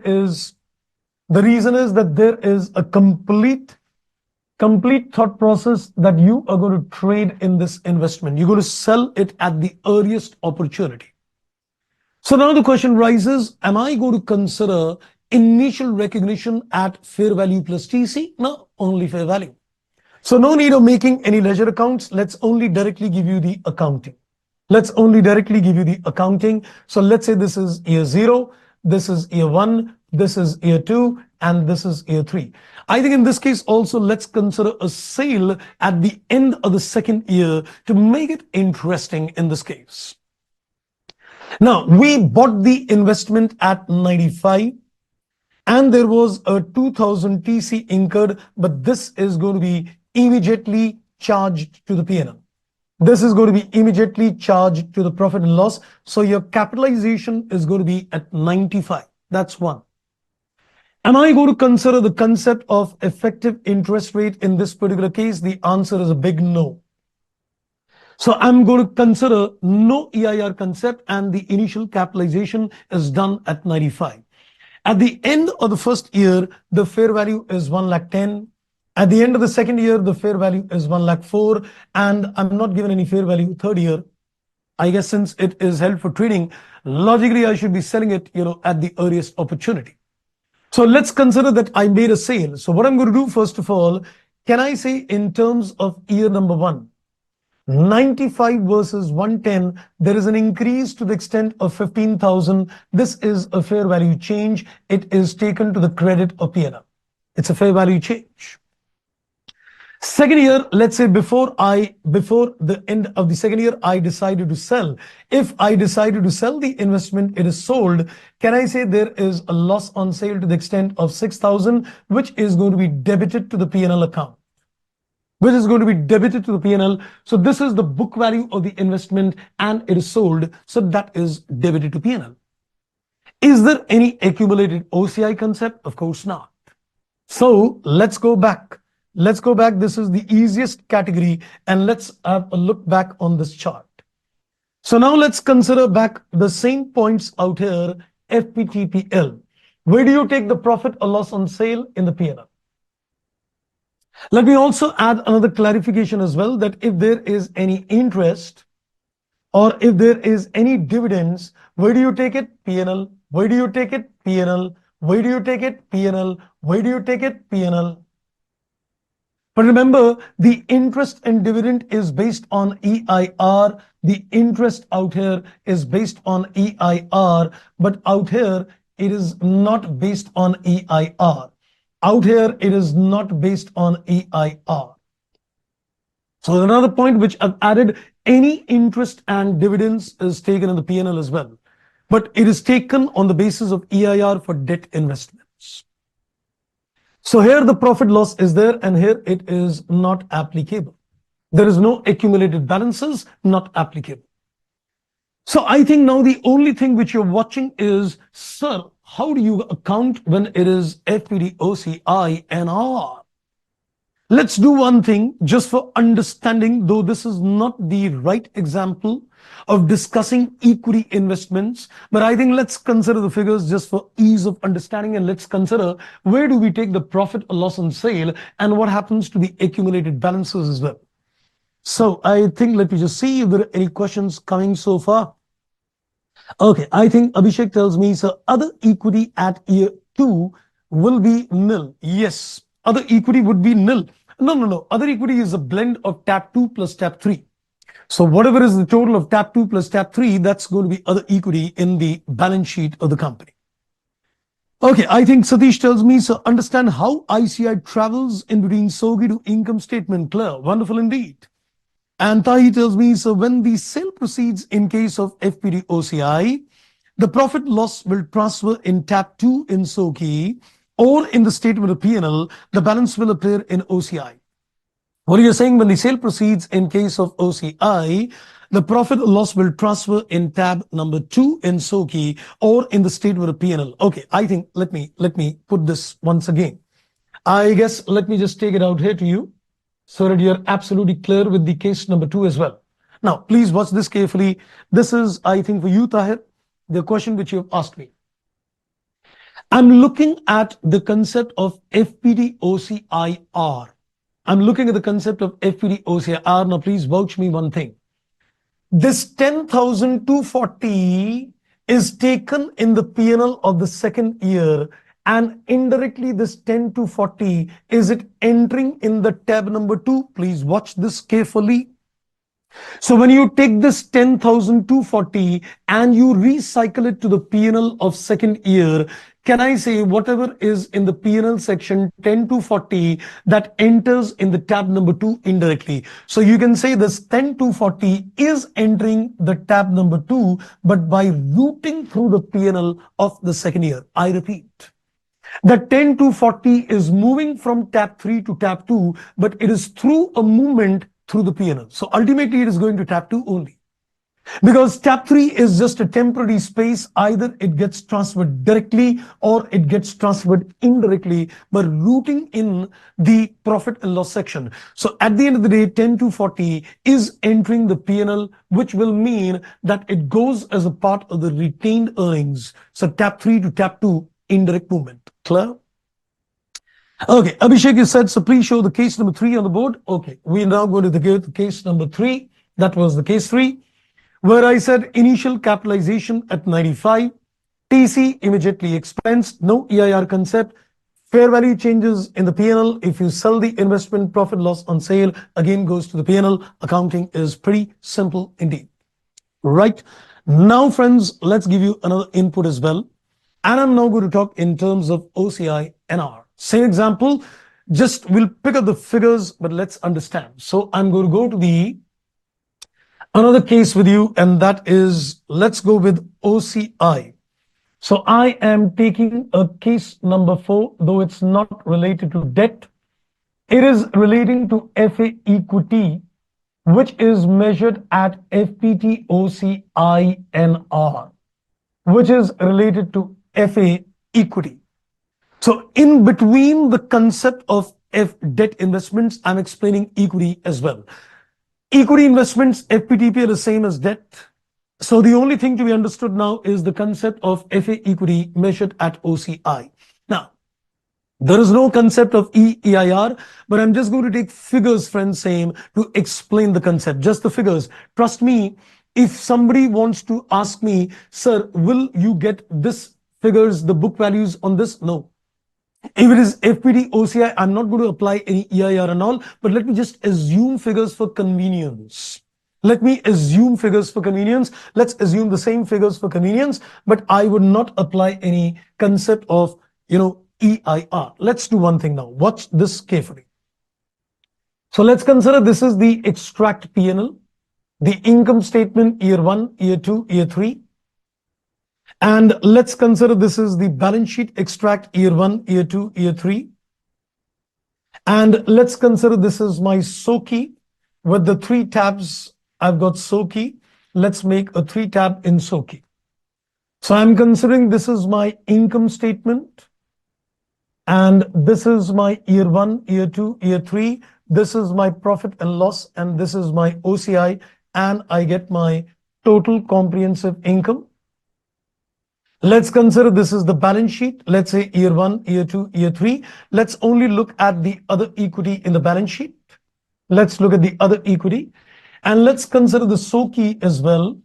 And let's consider the tab 1, which is CFI. Then tab 2, which is reserve and surplus. And the tab 3, which is OCI. Now watch this. I'm just considering the same figures for convenience, though the figures in terms of OCI NR is not going to be same. So please don't get confused later. I'm picking the figures for convenience, but the concept of EIR does not apply. So don't get confused later. Now, let's watch this. So let's consider that in year 1, let's consider that in terms of year 1, you took 10 to 40 as OCI. There was a fair value gain, 10,240. So what I did, I took this 10,240 in OCI and I posted this in terms of SOKI. The total comprehensive income in tab number 3 is 10,240. Let's consider the same figure. So exactly the same thing is done.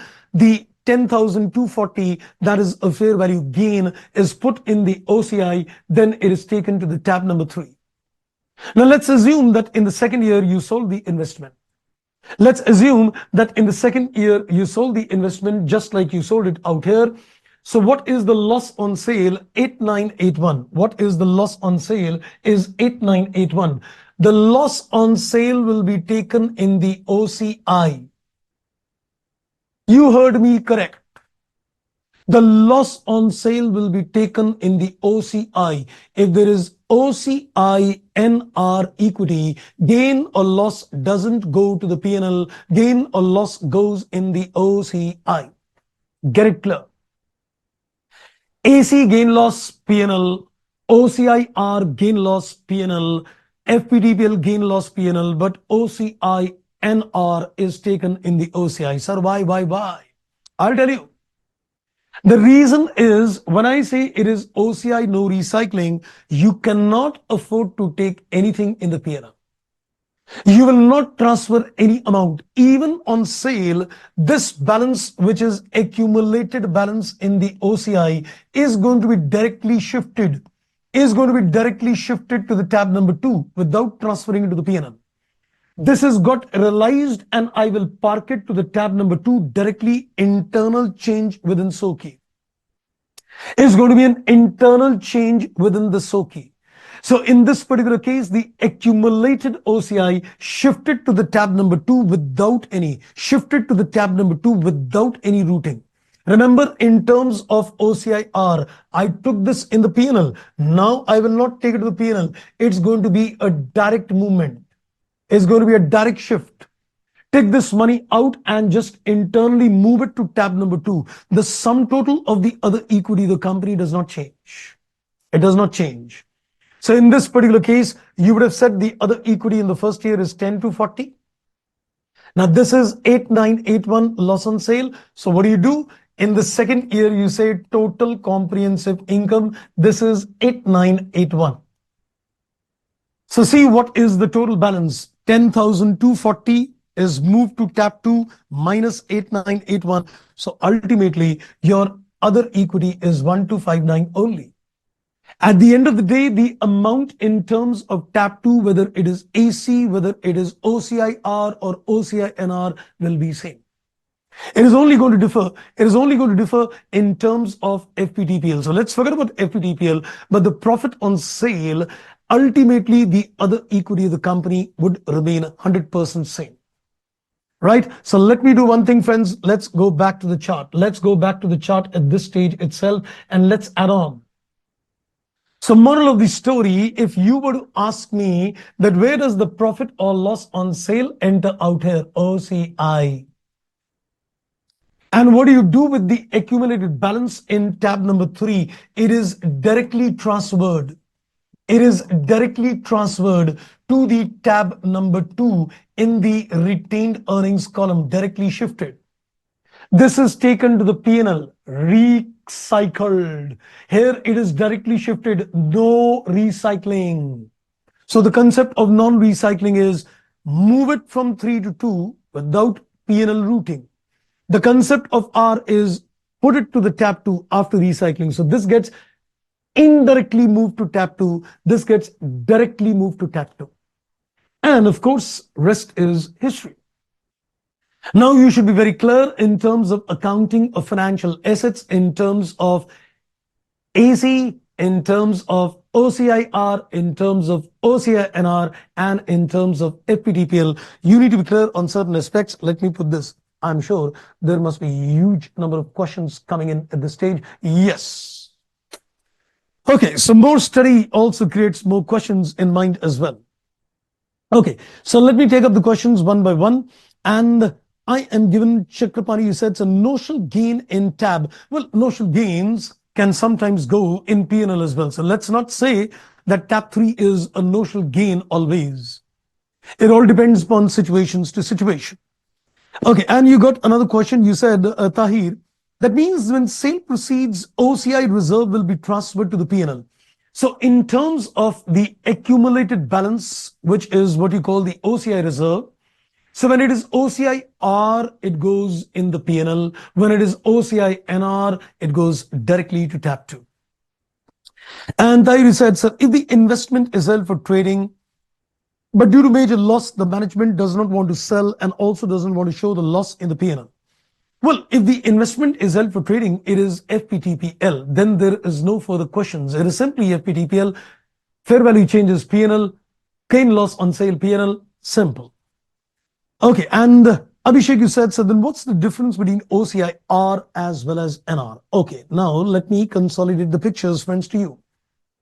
Now, please hear me very, very carefully in terms of things. I'm just going to explain 3-4 points out here, and let's understand one thing very clear. So this is just a consolidation. Then I'm going to give you a break after this. I'm sure you'll need one after this. So, but first, let me consolidate. My FA accounting is technically done. Now, watch this.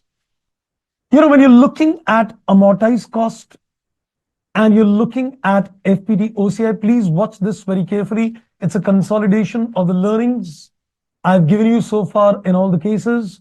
Then there is FPT OCI, no recycling, and there is concept of FPTPL. Now, please watch this carefully and you will be able to get the entire inputs. There are some key points which I need to remember carefully. The first thing is that do we apply the concept of EIR? Yes. Do I apply the concept of EIR? Yes. Do I apply the concept of EIR? No. Let's get the logic clear. This is debt investments, and in this case, you've got interest income. Here you want to keep it till maturity. You may keep it till maturity, but at the end of the day, the interest income should be based on EIR. Here it is a case of equity investments, the interest doesn't exist. Here it is a case of either a debt equity investments, but it is trading is the objective. So the question of recording interest on EIR doesn't arise because you don't have the objective of earning interest anywhere. So one thing you need to keep in mind is where EIR applies and where EIR does not apply. This is one input you need to be very clear. I've already put that in the chart. Now, number two. The second is that when you consider the accounting and you're doing the accounting at the year end, the fair value changes, are they captured here? No. Are they captured here? Yes. Are they captured here? Yes. Are they captured here? Yes. Now please watch it further. It is captured in this case, it goes in the OCI and then it is accumulated in tab number 3. It is taken to the OCI and then accumulated in tab 3 SOKI. Here it is captured and it is taken to the OCI and it is accumulated again in tab 3. That is common. And in this particular case, you take the changes in the profit and loss and it is not accumulated. It is not accumulated in tab 3. Nothing gets accumulated in tab 3.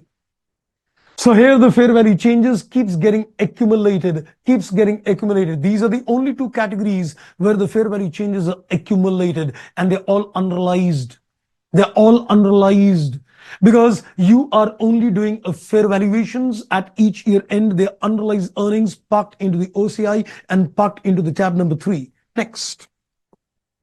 This is what you do in terms of the second one. Then the third focus comes that when you sell the investments, now comes the agenda. When you sell, now comes the agenda. And what is the agenda? When you go to sell the investments, where would you take the profit or loss on sale? In this case, if you sell the investments, let's take it to the P&L. In this case, if you sell the investments, let's take it to the P&L. But along with that, what you need to do, this accumulated balances will also be transferred in the P&L. So this accumulated balances will also be transferred to the P&L in this particular case, so that what is the difference book value and the fair value sale proceed and the accumulated which is unrealized, we decide to put both in the P&L. So when you put both in the P&L, your EPS will get affected. Your EPS, your profits will get affected. Your EPS and profits both will get affected. Now let's go to the OCI NR. In this case, the profit on sale goes in the OCI. I don't want the EPS to be affected. Please get it clear. The concept of OCIR means, hear this carefully, OCIR means EPS did not get affected when you took in OCI. It will get affected later. When you say OCIR means the EPS could not get affected now. When you took the change in the OCI earlier, EPS was not affected. When you transfer that accumulated amount in the P&L, now the EPS is affected. It did not affect the EPS in the earlier years, but later when you sold, it got affected. In terms of OCI NR, the standard setters decided EPS abhi nahi, kabhi effect nahi hone dunga. So in this case, the profit loss goes in the OCI and this amount is simply transferred to the tab number 2 directly without even putting it in the P&L. So EPS is not affected because of this amount.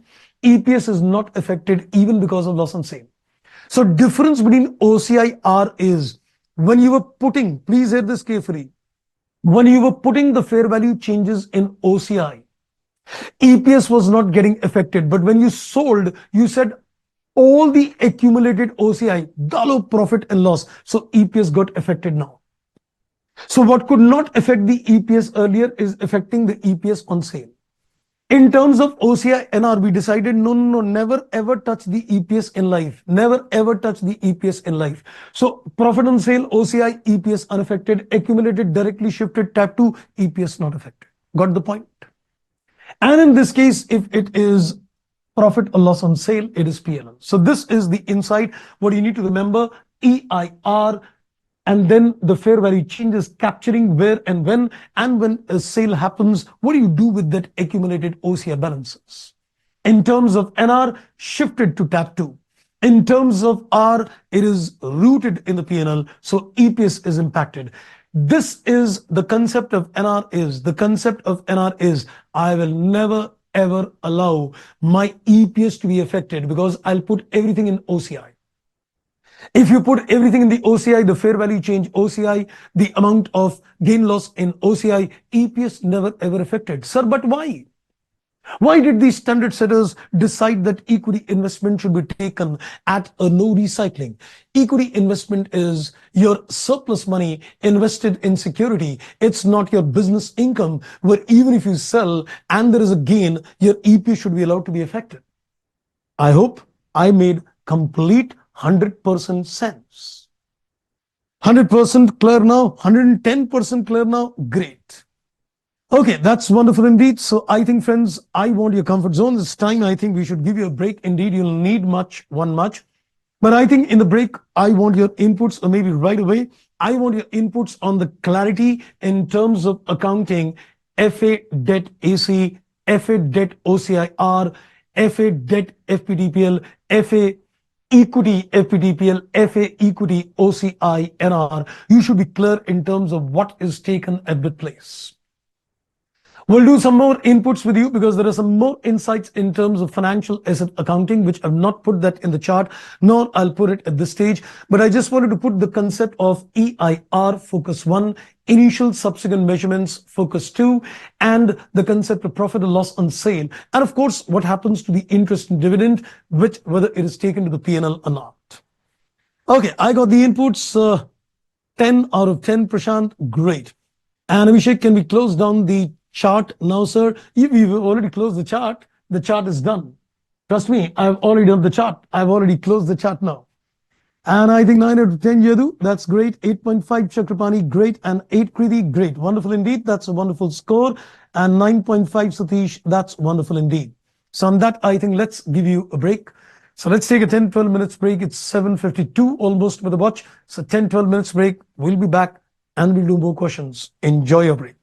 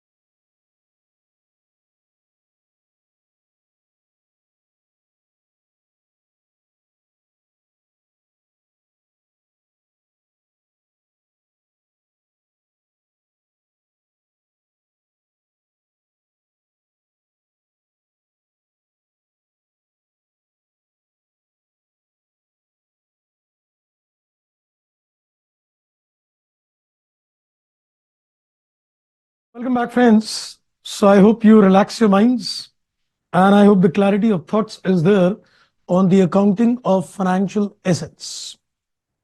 Okay, so now 10 out of 10, Abhishek. That's wonderful indeed. Okay, so I think everybody seems to be quite comfortable with the concept. So now we can take the journey forward. And I think now let's introduce some more inputs to you. So I'm carrying some questions from the study material as well. And I will now also introduce you to more concepts as well.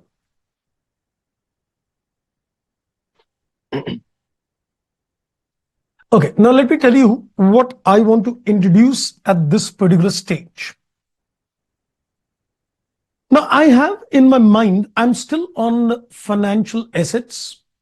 I've given you the basic accounting. So this was basic. Yes, it was basic accounting. And I now need to add some more special issues of discussion as far as financial assets are concerned. Now, I would divide my discussions in terms of three special issues.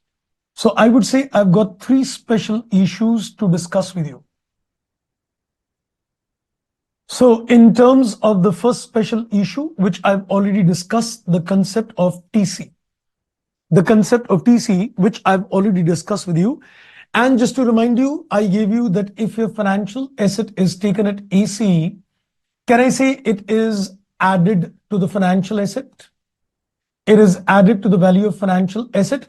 And can I say it also impacts the EIR? If you remember my discussion at the very start of the class, where I gave you an example of converting that 5% into 8% EIR, I said there were three reasons why that EIR moved from a 5 to a 8%. And I told you that indirectly, one is a discount on issue, one is the premium on redemption, and one is also the impact of TC as well. So you can say when you're considering AC, you are adding the TC to the AC, that is a fair value, and it is going to impact your EIR. So one thing is very clear. Let me tell you one thing very clear. Now, this is something important. And let me put it like this, that if you are given a contracted rate, like for example, that 5% coupon rate was a contracted rate. So can I say in this case, the contracted rate is not going to be equal to the effective interest rate. So the presence of a transaction cost would mean that there is a need to change the contracted rate to effective interest rate, and accordingly the interest income will be taken on EIR. That's what we've done in terms of AC. Similarly, when I'm looking at FPT-OCI, that is R, again, we've noticed that it is added to the financial asset. And once it is added to the financial asset, it changes your EIR. And you've already seen that the interest income taken for AC and the interest income taken for OCIR is exactly the same. So the presence of TC indirectly changes the interest income. Now, in order to put it a little more technical manner, I'll tell you something. When you were calculating the internal rate of return, what you did, you added the amount of TC to the outflow and you considered the inflows, whatever was the inflow. Now you need to understand one thing. With the inflows remaining the same, if you could add the TC, the outflow increases. Please mind it carefully. I'm going to talk financial management now. With the same inflows and the outflow goes up, which means if the outflow is going to increase with the same inflow, naturally the internal rate of return pushes up. So you can say in both the cases, the EIR would definitely be, you can say, greater than the contracted rate of interest. The EIR would definitely be greater than the contracted rate of interest by considering this 2000 as a part of the EIR calculation. So which means indirectly, what is happening? The TC is getting spread over a period of time. The TC which you're incurring is getting recognized in the form of increased finance. You can say it is getting recognized in the form of, you can say, reduced finance incomes. I think I gave you the wrong thing. let me just rectify. I took it from a liability perspective. Let me just rectify. With the outflows increasing, your EIR will go down, which means your EIR will be lesser than the contracted rate. The EIR in this case is going to be lesser than the contracted rate, which means that if a company is incurring a TC and you're adding the TC to the financial asset, it pushes down the internal rate of return, because the increased outflows will decrease the internal rate of return, and indirectly your finance income is getting reduced over a period of time. So your TC is indirectly getting recorded in the P&L, is getting spread over by recording a reduced finance income over a period of time. So this is what is happening in terms of AC as well as OCI. The third one is we're looking at FPTPL, and in this particular case, it is simply charged to profit and loss immediately. So one thing we can say that in terms of AC, the TC is getting a spread over. In terms of OCIR, the TC is getting a spread over, because it changes the effective interest rate, it pushes down the AIR, so your finance income gets effectively reduced. So your reduced finance income, indirectly, it results in spreading the TC. But in FPTPL, you're simply putting it in the P&L right away. The other issue arises that if it is FPT OCI NR, then what happens in this particular case? You are again going to add it to FA. You're going to add it to financial asset. And in this particular case, if you remember that this case, EIR concept is not applicable. EIR concept is not applicable. Fortunately, unfortunately, there is no question, though there is a small little illustration which is given in the study material, which talks about the TC related to FPD OCI NR. So in this particular case, they've only made a mention that in this particular case, what happens? You've added this to the FA, and then at the end of the year, you will compare the fair value change. So indirectly, you can say the entire TC enters the OCI at the end of the year. It's like this, that you record the financial asset at a fair value plus a TC. Let's say if there is no change in the fair value at the end of the year. So what happens? The entire 5 is going to be taken in the OCI at the end of the year. So indirectly, in this case, you can say it gets charged to OCI. It gets charged to the OCI at the end of the year. Right? So this is the inputs which you need to remember in terms of TC. We have covered it indirectly, but I just wanted to tell you that what is being the treatment of transaction costs. So my special issue number 1 is TC. Though we have done it in indirect manner, but explicitly, if somebody would tell me that what is a treatment of TC, I would put it like this, that when you use an amortized cost, when you add the TC to the initial recognition, it means your internal rate of return goes down. If your internal rate of return goes down, it is going to reduce the finance income taken over a period of time. So which means your TC is getting spread over the life of the investment in the form of reduced finance income. The same concept applies to OCIR. In terms of P&L, it is immediately taken to P&L, so there is no deferment, it is simply expensed. Even in terms of OCI NR, what happens? You capitalize it initially as a part of the cost, but when you compare it with the fair value change at the end of the year, then you'll end up putting everything in the OCI. You'll end up putting everything in the OCI, and then it remains in the OCI thereafter. Right? I hope I'm clear on the concept of TC treatments. Okay, Shruti, you said, sir, just a basic question. FPD OCI is divided in NR and R only for EPS? Yes. EIR was higher? No. Okay, I think I've changed that. EIR was lower? Yes, correct. EIR, I've changed that, rectified that. Okay, if you're looking in terms of OCI divided in 2 sections, that is R and R, absolutely correct. When you make an income statement, you got a P&L one, you got a OCI R, and you got a OCI NR. I think just to add on what you asked, let me also give another clarity as well. Let's say this is the profit and loss. Let's say this is the profit and loss section. Let's say this is the OCI, that is NR section. And let's say this is the OCIR section. And let's have a look at this. Now, watch this carefully, because many of you may not know this, though I've said it directly, indirectly. Let me now directly say it and give you the logic as well.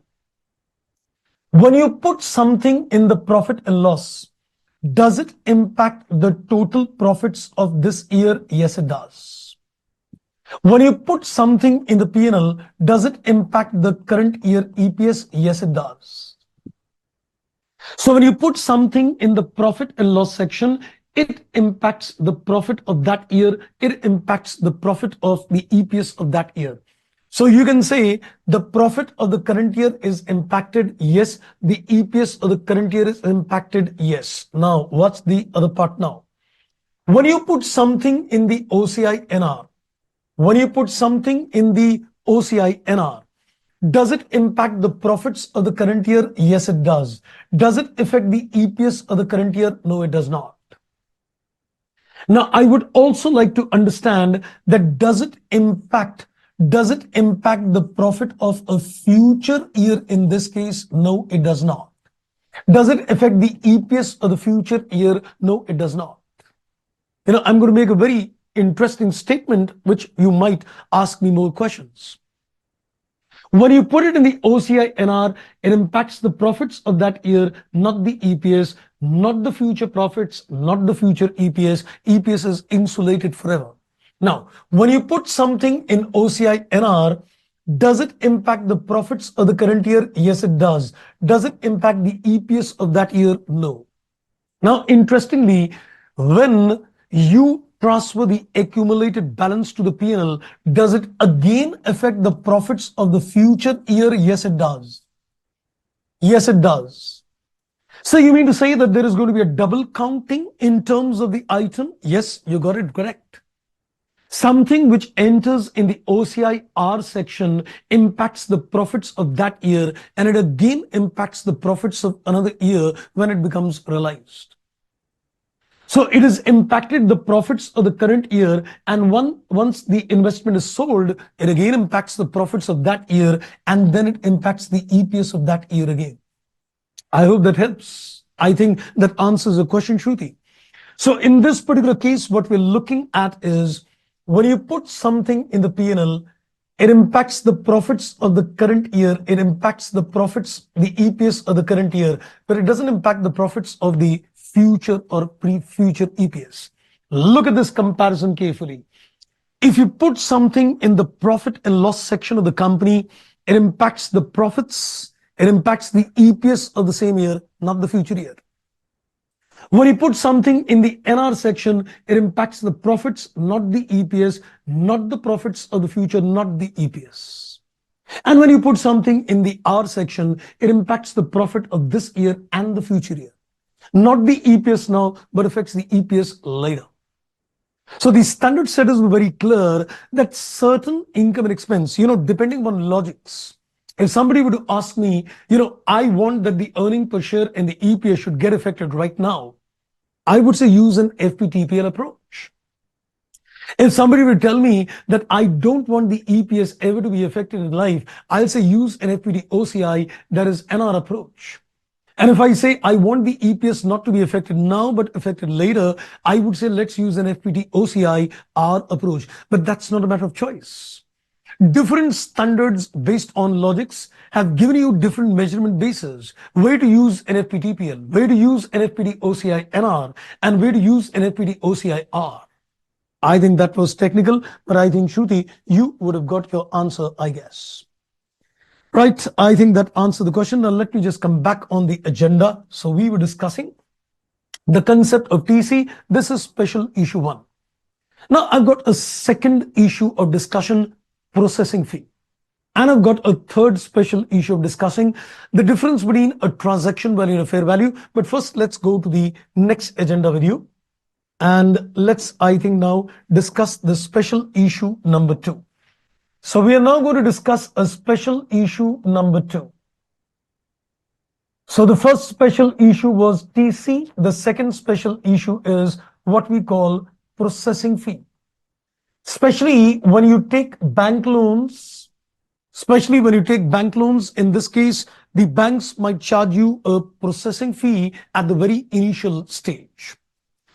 Okay, I think Tahir, you said, so OCI NR, which is OCI, how the profits will be affected will be transferred to the tab number 2. Well, if it is OCI NR, I think I just made a mention. If you just go back, if it is OCI NR, I said in this particular case, it doesn't affect the profits of the future. It doesn't affect the EPS of the future.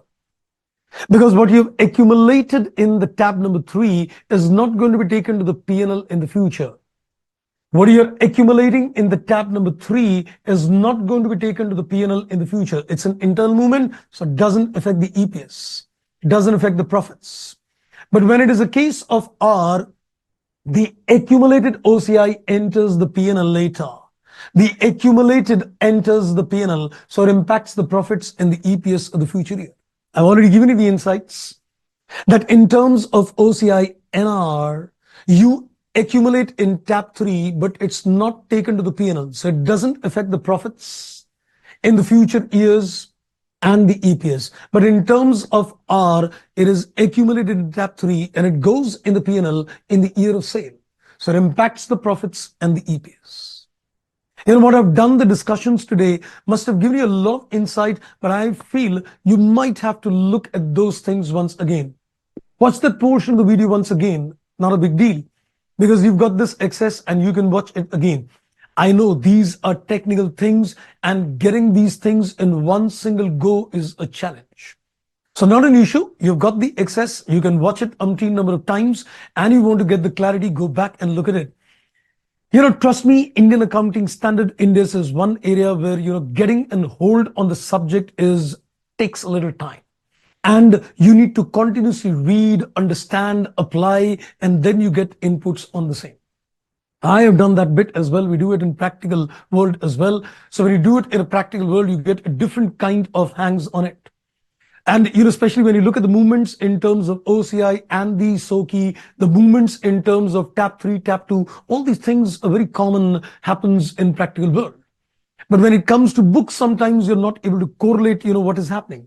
But I'm sure with today's lecture, I personally believe that you're going to get a good insight in terms of movements of OCI related to SOKI, and then the final movements from SOKI back to the tab 2 or P&L, whatever the case might be. Right? Okay, that makes it further. Yes, sir. Profit will be accounted double. That's right, Shruti. Absolutely correct. Okay, now let's come back to the agenda. We are now on the second special issue. So as I said, my first special issue was TC. I've already done my discussion of TC in the initial part. Now we're coming to the concept of processing fee.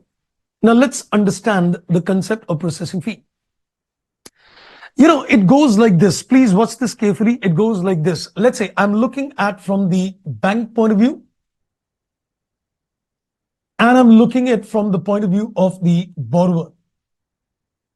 I'm looking at from the bank point of view, and I'm also looking at bank would be, you can say, calling it as a financial asset, and the borrower is going to call it as a financial liability. Though my focus is on the concept of financial asset, but I think let's also discuss the concept of FL, though we'll do our FL discussions separately. Now, when a bank gives a loan, the entry the bank is going to pass is FL debit, and the bank gets a credit. So they gave a loan. So this is the entry the bank would do when they gave a loan. Then immediately they told the borrower, boss, I want a processing fee. So he gave the money, bank account debit, and he pays you the processing fee, and the processing fee is given a credit. Earlier, in terms of ICAI, this processing fee was immediately taken to the P&L. But logically, Indian Accounting Standard Index thought this is not correct. At the end of the day, you're taking a processing fee from the borrower, and that is supposed to be, spread over a period of time. So instead of giving a credit to the processing fee, why not reduce it from the FA? So indirectly, you can say that, let's say, for example, the loan is, let's say, 10 lakh, and let's say the processing fee is 10,000. So what is the treatment of the processing fee? you are going to take the financial asset at a fair value minus the processing fee. So the processing fee is going to be reduced from the value of the financial asset at inception. Just like a TC is added, the processing fee is going to be reduced. Now, I want to understand if you got the understanding previously. Trust me, when you said that TC is added to FA, it reduces the internal rate of return and it effectively reduces the finance income over a period of time. And in this case, if the processing fee is reduced from the FA, does this mean that the EIR will increase? Does this mean that this increase in EIR would mean that the interest income earned recorded over a period of time increases? The processing fee is getting spread over a period of time. Vouch me, friends, if you have understood that. If the processing fee is going to be reduced from the fair value of the asset, your effective interest rate is going to increase in this case. So which means another point which will trigger the calculations of EIR. If in the deal you've got to discount an issue, it triggers EIR. If in the question you've got a premium on redemption, it triggers EIR. If in the question you're given a TC, it triggers in EIR. If in the question you're given a processing fee, it triggers in EIR. So this processing fee is going to be spread over a period of time. In order to spread it over a period of time, the processing fee received by the bankers will be reduced from the financial asset, and that would increase EIR, and that would indirectly increase the finance income. So the processing fees will get recognized by way of enhanced finance income over a period of time. Right, friends? I hope I'm clear with this. Yes, that's rightly agreed. Wonderful indeed. Okay, let's, I think, also look at from the borrower's point of view. Though we are not talking FL, but just in case to get a little clarity of thoughts. Can I say as a borrower, he would put the entry bank account debit and the financial liability gets a credit. So this is the entry he does when he takes a bank loan. Now, when he pays a processing fee, he would have done the entry processing fee account debit, and the amount of payment bank gets a credit. So which means earlier, as per ICAI, he used to take that processing fee as an expense immediately in the P&L. But we want to again spread it over. At the end of the day, if he's paying a processing fee, it is paid for the entire tenure of the loan. So instead of processing fee, we're going to debit the FL, which means what? You are indirectly saying, let's reduce from the fair value the processing fee. Let's reduce the fair value. Here again, the FL is a credit and the processing fee, the FL gets a debit. Now, interestingly, you need to watch this out. In terms of FA, you are making a reduction. And in terms of the FL also, you are making a reduction. Now, the moment this is going to be reduced, what will happen? Your EIR in this particular case is going to decrease. The EIR is going to decrease because in this particular case, you paid some money at the inception. So in this particular case, the outflow goes down and the effective interest rate. Sorry, my mistake again. The effective interest rate will again increase. With the outflows coming down, the EIR again goes up. So I would be recognizing this processing fee in the form of increased interest expense.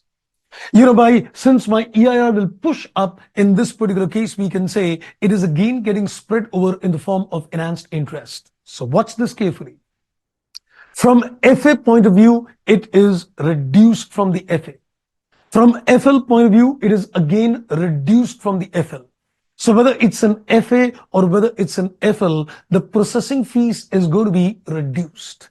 But remember, TC may not get the same inputs. I think at this stage, let me also give you another insight so that confusion doesn't arise. You will also get the logic why a TC is added to FA and for liability what is done. So let's do one thing. Let's consider TC. Let's consider a financial asset. So when you made an investment, FA debit and bank gets a credit. And this was recorded at a fair value. When you incurred a TC, the entry is TC debit and the bank gets a credit. And this is with the amount of TC. Now, instead of TC, let's record FA. That's what we're doing. So in this case, when you invested FA debit and when you incurred a TC, FA debit. So what is the net result is happening in this case? FA is increasing. So we are saying let's record fair value plus TC. Let's record fair value plus TC. That's the reason we add a TC, because FA debit bank credit. TC debit, which is as good as FA debit bank credit. So add. Let's look at a financial liability. In terms of financial liability, you put the entry bank debit. Financial liability gets a credit. And this is going to be again recorded at a fair value. Now let's see, if you incur a TC, the entry is TC debit and bank gets a credit, and this is with the amount of TC. And now you can see the logic. Instead of TC, what I'm going to do, financial liability debit. So FL has got a credit, FL has got a debit. So indirectly what you're trying to do in this case, I will record the liabilities at fair value minus the TC. Get the logic of the entry. So in terms of FA, it is plus TC. In terms of FL, it's going to be minus TC. And both the cases are triggering, it will trigger the calculations of EIR. The moment you see the concept of TC, whether it is for FA or whether it is for FL, we'll have to calculate an effective interest rate. And that will indirectly do a spread over. Correspondingly, let's have a look in terms of processing fee. If you look at the journal entries in terms of processing fee, you made a loan, so financial asset debit and bank gets a credit. This is with the fair value. Then the bank received the processing fee. It received the processing fee, so bank account debit and the processing fee is given a credit. Now, instead of the processing fee, you give FA a credit. So get the logic what you're doing. The FA gets a debit and the FA gets a credit. So indirectly what you're doing, you're going to record it at fair value minus the processing fee, which will again trigger the concept of EIR. And similarly, in terms of financial liability gets a credit at a fair value. Now, when you consider that you paid a processing fee, so you would say processing fee gets a debit and the bank gets a credit. This is with the processing fee which is paid. Now, instead of processing fee, we'll use FL debit. Now, see the mathematical logic. The FL gets a credit, FL gets a debit. So what you're indirectly doing, you're going to recognize the liability at fair value less the processing fee. So moral of the story. The moral of the story is, if you've got TC for FA, add. If you've got a TC for FL, minus. The logic is there in front of you. Next, if you got a processing fees in terms of loans for FA, reduce. If you got a processing fees for FL, you got to reduce. I hope you got the logic. So TC is plus for asset, minus for FL. Processing fee is minus for both. Because on one hand, the asset holder receives it. The other hand, the issuer pays it. So it's a reduction on both the sides, and TC as well as processing fee will trigger the concept of EIR for sure. So if somebody will tell me that which questions am I supposed to apply EIR, especially if you're using the concept of AC or FPD-OCIR, I would say discount and issue, EIR. I would say premium redemption, EIR. I would say TC, EIR. Processing fee, EIR. Which means in the examination, when you're going to go for the examination, trust me, you'll hear my voice. You'll be given a contracted rate of interest and you'll be given some more information and you will decide, is it going to trigger EIR? So you'll remember that there are 4 things which will trigger the concept of EIR. When you're doing especially amortized cost accounting or you're doing the concept of FPD-OCIR, debt, I'm basically concentrating on debt. So I would say if you've got discount and issue, let's calculate EIR. You got a premium on redemption, let's calculate AIR. You got a TC, let's calculate AIR. You've got a processing fee, let's calculate AIR. And you also need to remember that if there is, let's say any TC, FA less, FL plus. Sorry, FA is plus, FL is minus. Processing fee, FA minus, FL minus. So FL part, we'll fill the charts later. FA, I've already given you TC. Processing fee gets added out here. I think it's now time to take you to some questions. Okay, so I think let's now go to the questions in the study material. So I am now going to take you to a question which is given in the study material, and let's have a look. Illustration number 20, which is in the unit number 2 in the study material. I'm going to read the question and you are going to help me out with this input. So let's see if you've been able to catch up with the inputs. Then you can tell me what is going to be the accounting treatment in this case. Let's read the question to you. Illustration number 20, I am given the inputs. It says a bank gave a loan to the customer. So for the bank, it's going to be FA. It says it carries a fixed interest rate of 10% per annum for 5 years. Contracted rate. But is that the effective interest rate or not needs to be seen. It says for a 5-year loan, they give a rate of interest 10% and it is 12% for a 3-year term. So there are two different loans they've given. They've given a 5-year loan with a target rate 10% and a 3-year loan with a 12% rate of interest. Additionally, the bank charges a processing fee 1% of the principal amount borrowed. Aha. If the bank takes a processing fee, what do I need to do? Number one, I need to make a reduction in terms of FA, initial recognition. And number two, it will trigger the concept of EIR as well. Because the moment you've got the concept of processing fees and you're going to make a reduction of this processing fee from the FA, fair value, it triggers the effective interest rate. Target company borrowed the loan. It says 10 lakh for a period of 5 years, 8 lakh for a period of 3 years. Compute the fair value upon initial recognition of the loan in the books of target.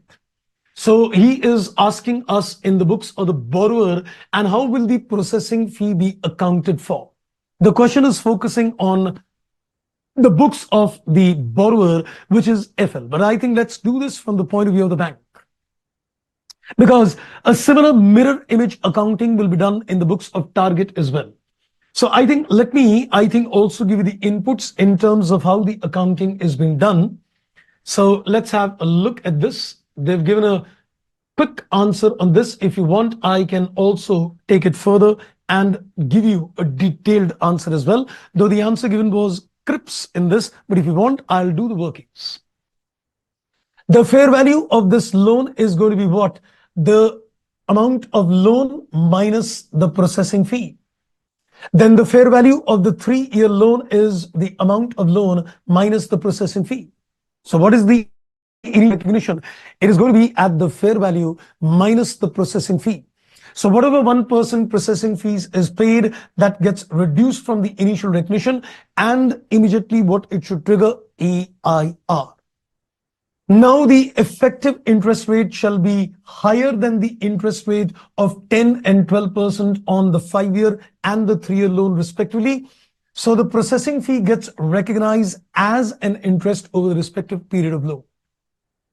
So indirectly, you can say from the banker's point of view, the EIR will increase and the processing fee gets spread over in the form of enhanced interest income. And the processing fee for the lender gets recognized as an enhanced finance expense in the books of the lender. Because the moment they calculate an effective interest rate, that's how the things will take care. I think, do you want me to really make some computations on the EIR and all? I don't think so. I think you should be comfortable. So I think even if you want to do the calculations, use a hit and trial. Make the calculations of EIR, get the internal rate of return, and then make a ledger account using the concept of AC. Okay, so let me know if you want me to do that, though I think you should be able to manage this as well. Okay, Satish says, sir, only TC for FA has increased effect in all of the cases for TC. Okay, let's do one thing, friends. I think let me just give you an interesting chart which can help you in some interesting MCQ. Wow. So since you're also going to get 30% of the paper MCQ, let me create some interesting MCQs for you. I'm now going to add some chart. This will summarize the concept of TC and the processing fee. Let's give you a wonderful chart. I think since we have done our discussions with reference to FA as well as FL, let's, I think, do this for FA, FL both.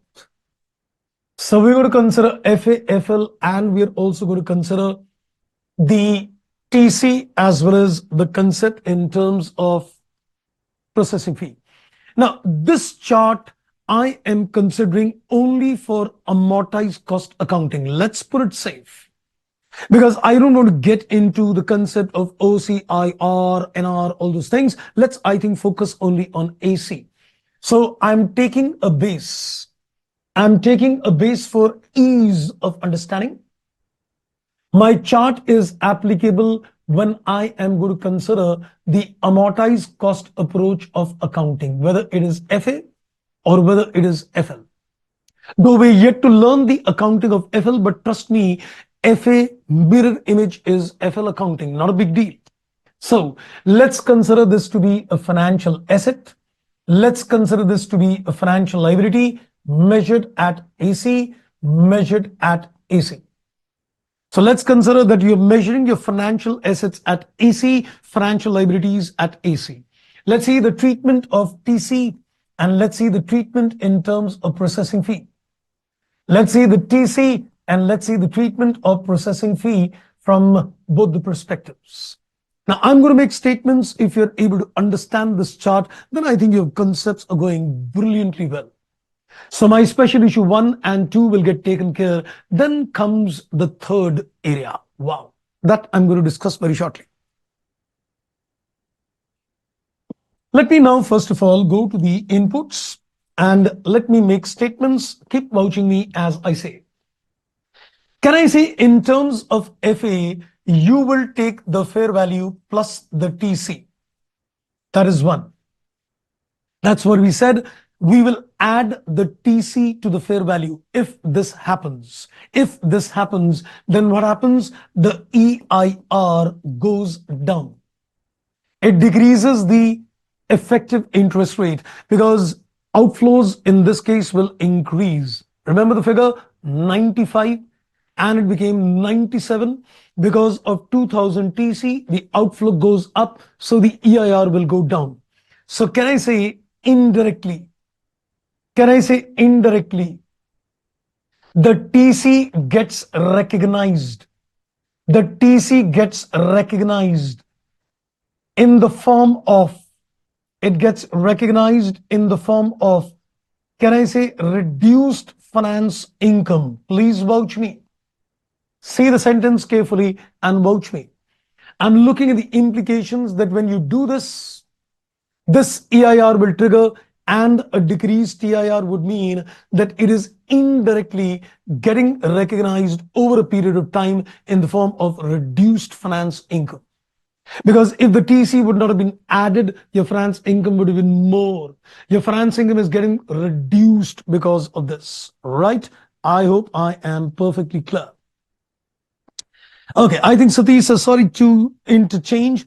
EIR increase effect for this. Okay, I think you'll get your answer. You will get your answer. I'm just making a chart, Satish, on that. You will get the inputs. So this is one. Now, let's go to the financial liability. So as we said, in this case, we'll take fair value minus the TC. And we did this in terms of compound financial instruments as well. When there was a processing fee, I made a reduction in terms of TC and I computed a new EIR. Remember that 15.86%? So in this particular case, can I say a reduction in this case would mean that the EIR will increase in this case. When you're going to make a reduction of the TC from the fair value, it will increase my effective interest rate. And if it increases the effective interest rate, what is happening? We can say it gets indirectly recognized. It is getting indirectly recognized. Can I say TC gets recognized? TC gets recognized in the form of, it gets recognized in the form of increased interest charge. It gets recognized in the form of increased finance charge. Your finance charge would indirectly increase. Here the finance income goes down and here the finance charge goes up. So it gets a spread over on an indirect manner. So this is TC. Now let's have a look at the processing fee. I would suggest when you do the practice as well, filter down the questions in the unit number 2 of the study and see, okay, these are the concepts based on TC, these are the questions based on processing fee, and there is a special issue 3 coming soon. Now, in terms of the processing fee, you're going to make a reduction of the processing fees out of this. So what is the impact in this case? How here now the outflow goes down, so the EIR pushes up. The EIR increases in this case, and the processing fees is again indirectly getting recognized. The processing fees is again indirectly getting recognized. Can I say in the form of, you can say increased finance income, because your EIR pushes up, so we can say the processing fee gets recognized. The processing fee gets recognized in the form of, it gets recognized in the form of increased finance income. Your finance income will indirectly increase because of this. Wow. Now let's come to the processing fee in terms of a liability. We will again make a reduction of the processing fee. So the treatment is again, we're going to make a reduction in terms of processing fee. And if you're going to make a reduction in terms of processing fee, here the EIR will further increase. Because with lesser figures of outflows, your EIR pushes up. And if it pushes up, you can say that your finance charge increases. So can I say, again, in this particular case, the same thing is going to be equally applicable. Your processing fee gets recognized in the form of increased finance charge. Trust me, if these kind of statements are made in an MCQ, it can test you very well. So this is a chart which is based only on the amortized cost concept when FA is accounted at AC, when FL is accounted at AC. So the treatment of TC gets spread over, processing fee gets spread over, and in terms of FL also it gets a spread over. How does the spread over indirectly takes place? Because it triggers the concept of EIR. Either the finance charge goes up in terms of FL due to both factors, or the finance income goes down, or the finance income goes up, as the case might be. I think that would have summarized all the permutations, combination. I think that would have answered, Satish, your question as well. Okay, Satish tells me, wow, wonderful summary indeed. I thought, let me pen down the permutations, combinations as well. Okay, I think a question from Abhishek. So how is finance income getting reduced? In your example, income on 95,000 was getting recognized fully, plus the income of 2,000 was also getting recognized as full. Now, hear me carefully. If you remember, when I did the first example today, I took my initial recognition at 95 plus 2. Now, in this particular case, I did my IRR calculations. Now, just imagine. When you take the outflow at 95 and you got certain inflows, you get a particular internal rate of return. Now, if you go to increase the outflow to 97, imagine outflow pushes up, but the inflows are the same. So in an internal rate of return, if your outflow pushes up with the same cash inflows, naturally the internal rate of return is going to come down. So you can see that when you add this TC, it pushes down the AR. Now, in that particular question, actually, there were three factors, and all three factors were impacting EIR differently. Now, this is going to be very technical at this stage, but let me still say the discount on issue was pushing up the, you can say, pushing up the EIR. The premium on redemption was pushing up the EIR. And the TC was pushing down the EIR in terms of FA. Every factor has got a different influence on the EIR. If you're getting a discount at time zero, it enhances my income.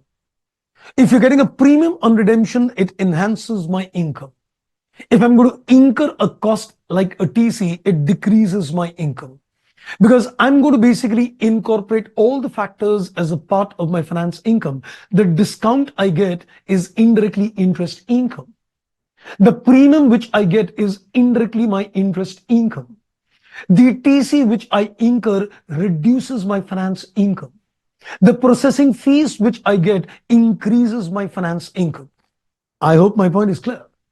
Now, this is all based on financial management concept. The more you understand financial management, time, value, money, the more you're going to beautifully understand all these concepts. Because the concept of internal rate of return is the EIR, and each factor, what you're basically doing is you're factoring a deal with somebody. And when you factor a deal with somebody, you may factor a lot of things in the deal. Discount on issue, premium on redemption, transaction cost, a processing fee. Each factor is going to effectively change your return. And the Indians made one thing very clear in life, that you factor anything into the deal, at the end of the day, everything which is factored in the deal is going to affect your interest income. I'm not going to treat your processing fee as a separate issue. I'm not going to deal with a TC as a separate issue. I'm not going to deal with a discount on issue or a premium on redemption as a special issue. All these things are factored in the effective interest rate. So you can see that when you calculate an EIR, the discount is factored in the interest income. The premium gets factored in the interest income. The TC gets factored in the interest income. The processing fee gets factored in the interest income. That is the essence of AC, amortized cost accounting. I hope, friends, I am pretty much clear on that. Okay, let's, I think, take it further. And Tahir, you said, can you explain the EIR for a TC? Okay, let's put that again, once again, Tahir, to you. You see, you have to first mathematically understand one thing. Let's understand the financial asset point of view. When you calculate an internal rate of return, please understand your outflow is 95. Take the same example. Your outflow is 95 and you've got inflows. You get an internal rate of return, let's say 15%. Now you say that let me increase the outflow. Now, if you increase the outflow with the same inflow, isn't the IRR going to come down? Just imagine the financial management aspect. You've got outflow, you've got inflow. You increase the outflow. Increase in outflow means your return goes down. That's what we've done. When you add the TC, your IRR will come down. Your IRR will come down. So your finance income goes down. So indirectly, that issue cost is getting spread in the form of reduced income. And same goes out here. When you reduce the TC, for a liability, it pushes up. For an asset, it pushes down because it needs to decrease income. For a liability, it increases up because it will increase finance charge. So you can say from the holder's point of view, the TC is reducing income. In terms of the issuer point of view, the TC is increasing a charge. So you've got interest income netting off the TC, you get reduced net income. Here you've got interest and you've got TC, both are expense. Here, interest is income, TC is expense. Here, interest is an expense, TC is an expense. Get the larger picture. I hope I'm clear. Okay, I guess that should be good enough. Let's take it further. And Tahir, I understand the chart completely, just need to know the practical form. Okay, I think you will have got your answer, Tahir. I think I've said too much. I think saying too much would also lead to too much analysis. But I think at the end of the day, when you go to think in terms of how the movements are taking place, what is an income, what is an expense, you'll get it. Crystal clear, that's wonderful indeed. Great. Now let's go for the friends. So this was on the financial assets part. Now we've got another interesting area. Aha. Now this will trigger millions of thoughts, and I'm just going to make some inputs, and this is going to be a little heavy for you to digest at the last stage. So I'm just going to kick off the discussions, and then we're going to get over with this. Now, but before I take it forward, friends, please let's, I think, recapitulate the learnings for the day. Now you should be very clear. I'm just making a quick mind map of the learnings for the day. When you consider the financial assets and you consider the initial measurement, we said it is fair value, but then we added the exceptions. The exceptions was in terms of debtors, and the exception was in terms of loan, which is recoverable on demand. Then I went ahead and I gave you the subsequent accounting. And in terms of the subsequent accounting, I have given you a complete chart. I've given you a complete chart which summarizes the entire inputs: AC, OCI, R, NR, PNL, and we've done practical illustrations. Everything is done. So I've given you a comprehensive chart in terms of the subsequent accounting, where the elements of EIR, accumulated changes, OCI, everything is done. Then I added in terms of the special issue, and in terms of the special issue, what I gave you TC, I gave you processing fee. So we have covered TC, we have covered processing fee. Now comes the third special issue, which I'm just going to trigger, but we're going to do the discussions not today. The concept is called transaction value. The concept is called transaction value versus fair value. The concept is called a transaction value versus a fair value. Very important concept from the examination point of view. You're going to see numerous number of questions which have come in the exams on this area, where we are tested in terms of difference in transaction value and fair value. So what do you mean by that? What do you mean by a transaction value and a fair value? I'll tell you something. Just watch this carefully. We'll do the discussions details later, but let's give you some basic thoughts to begin with. Remember when I did compound financial instruments, I told you bank gets a debit with what I receive, and the liability is the present value of future outflow. Similarly, for the asset, what is the entry? The financial asset gets a debit with the present value of the future cash inflows, and the bank gets a credit with the amount which you pay today. So what you pay today is called a transaction value, and the present value of cash inflow is called the fair value. So when you're going to record a financial asset, it'll be the present value of the future inflow. The FA is not the amount I invest today. The FA is what I get tomorrow at a discounted value. So when you consider a fair value, it is the present value of the future inflow, and what you invest today is the transaction value. There will be cases when a transaction value and a fair values will not match. The amount with which the FA is given a debit and the amount with which the bank is going to credit are different. And if they're different, there is a good understanding which we need to understand in this chart. Not today. It's going to be too heavy. So we're going to do our discussions in the next class on this special issue, that if a transaction value differs from a fair value, how do you tackle the same? After that is done, then I'll come to my focus on financial liabilities accounting. Next class, FA, FL accountings will get completed. And then as per the map plan, which I gave you earlier, then we're going to discuss some special issues going forward in the future classes, like derecognitions, like the concept of impairments, like the concept of hedge accounting, and the concept of embedded derivatives. But I think so far so good. I think that seems to be quite good for the day. So if you got any questions, friends, ask me. Otherwise, I think let's call it a day. But please do revise. You got to do a cumulative revisions of what we have done.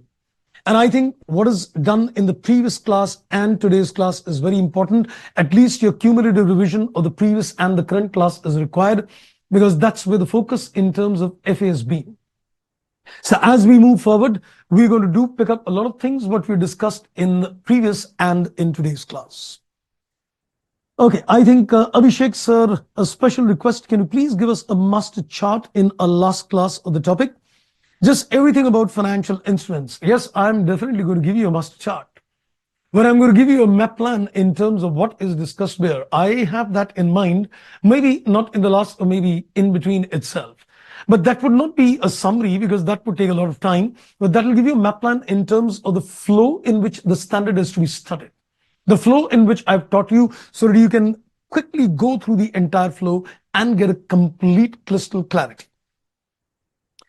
Kriti, thank you so much. Thank you so much indeed. Thank you, all of you. I think it's been a pleasure always. And I think it's time to bid you goodbye, friends, on that. So see you in the next class on Saturday for another interesting session on financial instruments. So thank you once again, friends. Bye-bye and take care.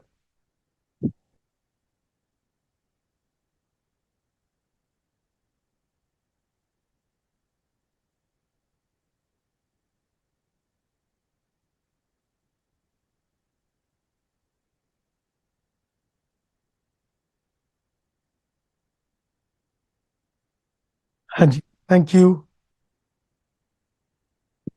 Good night, ji.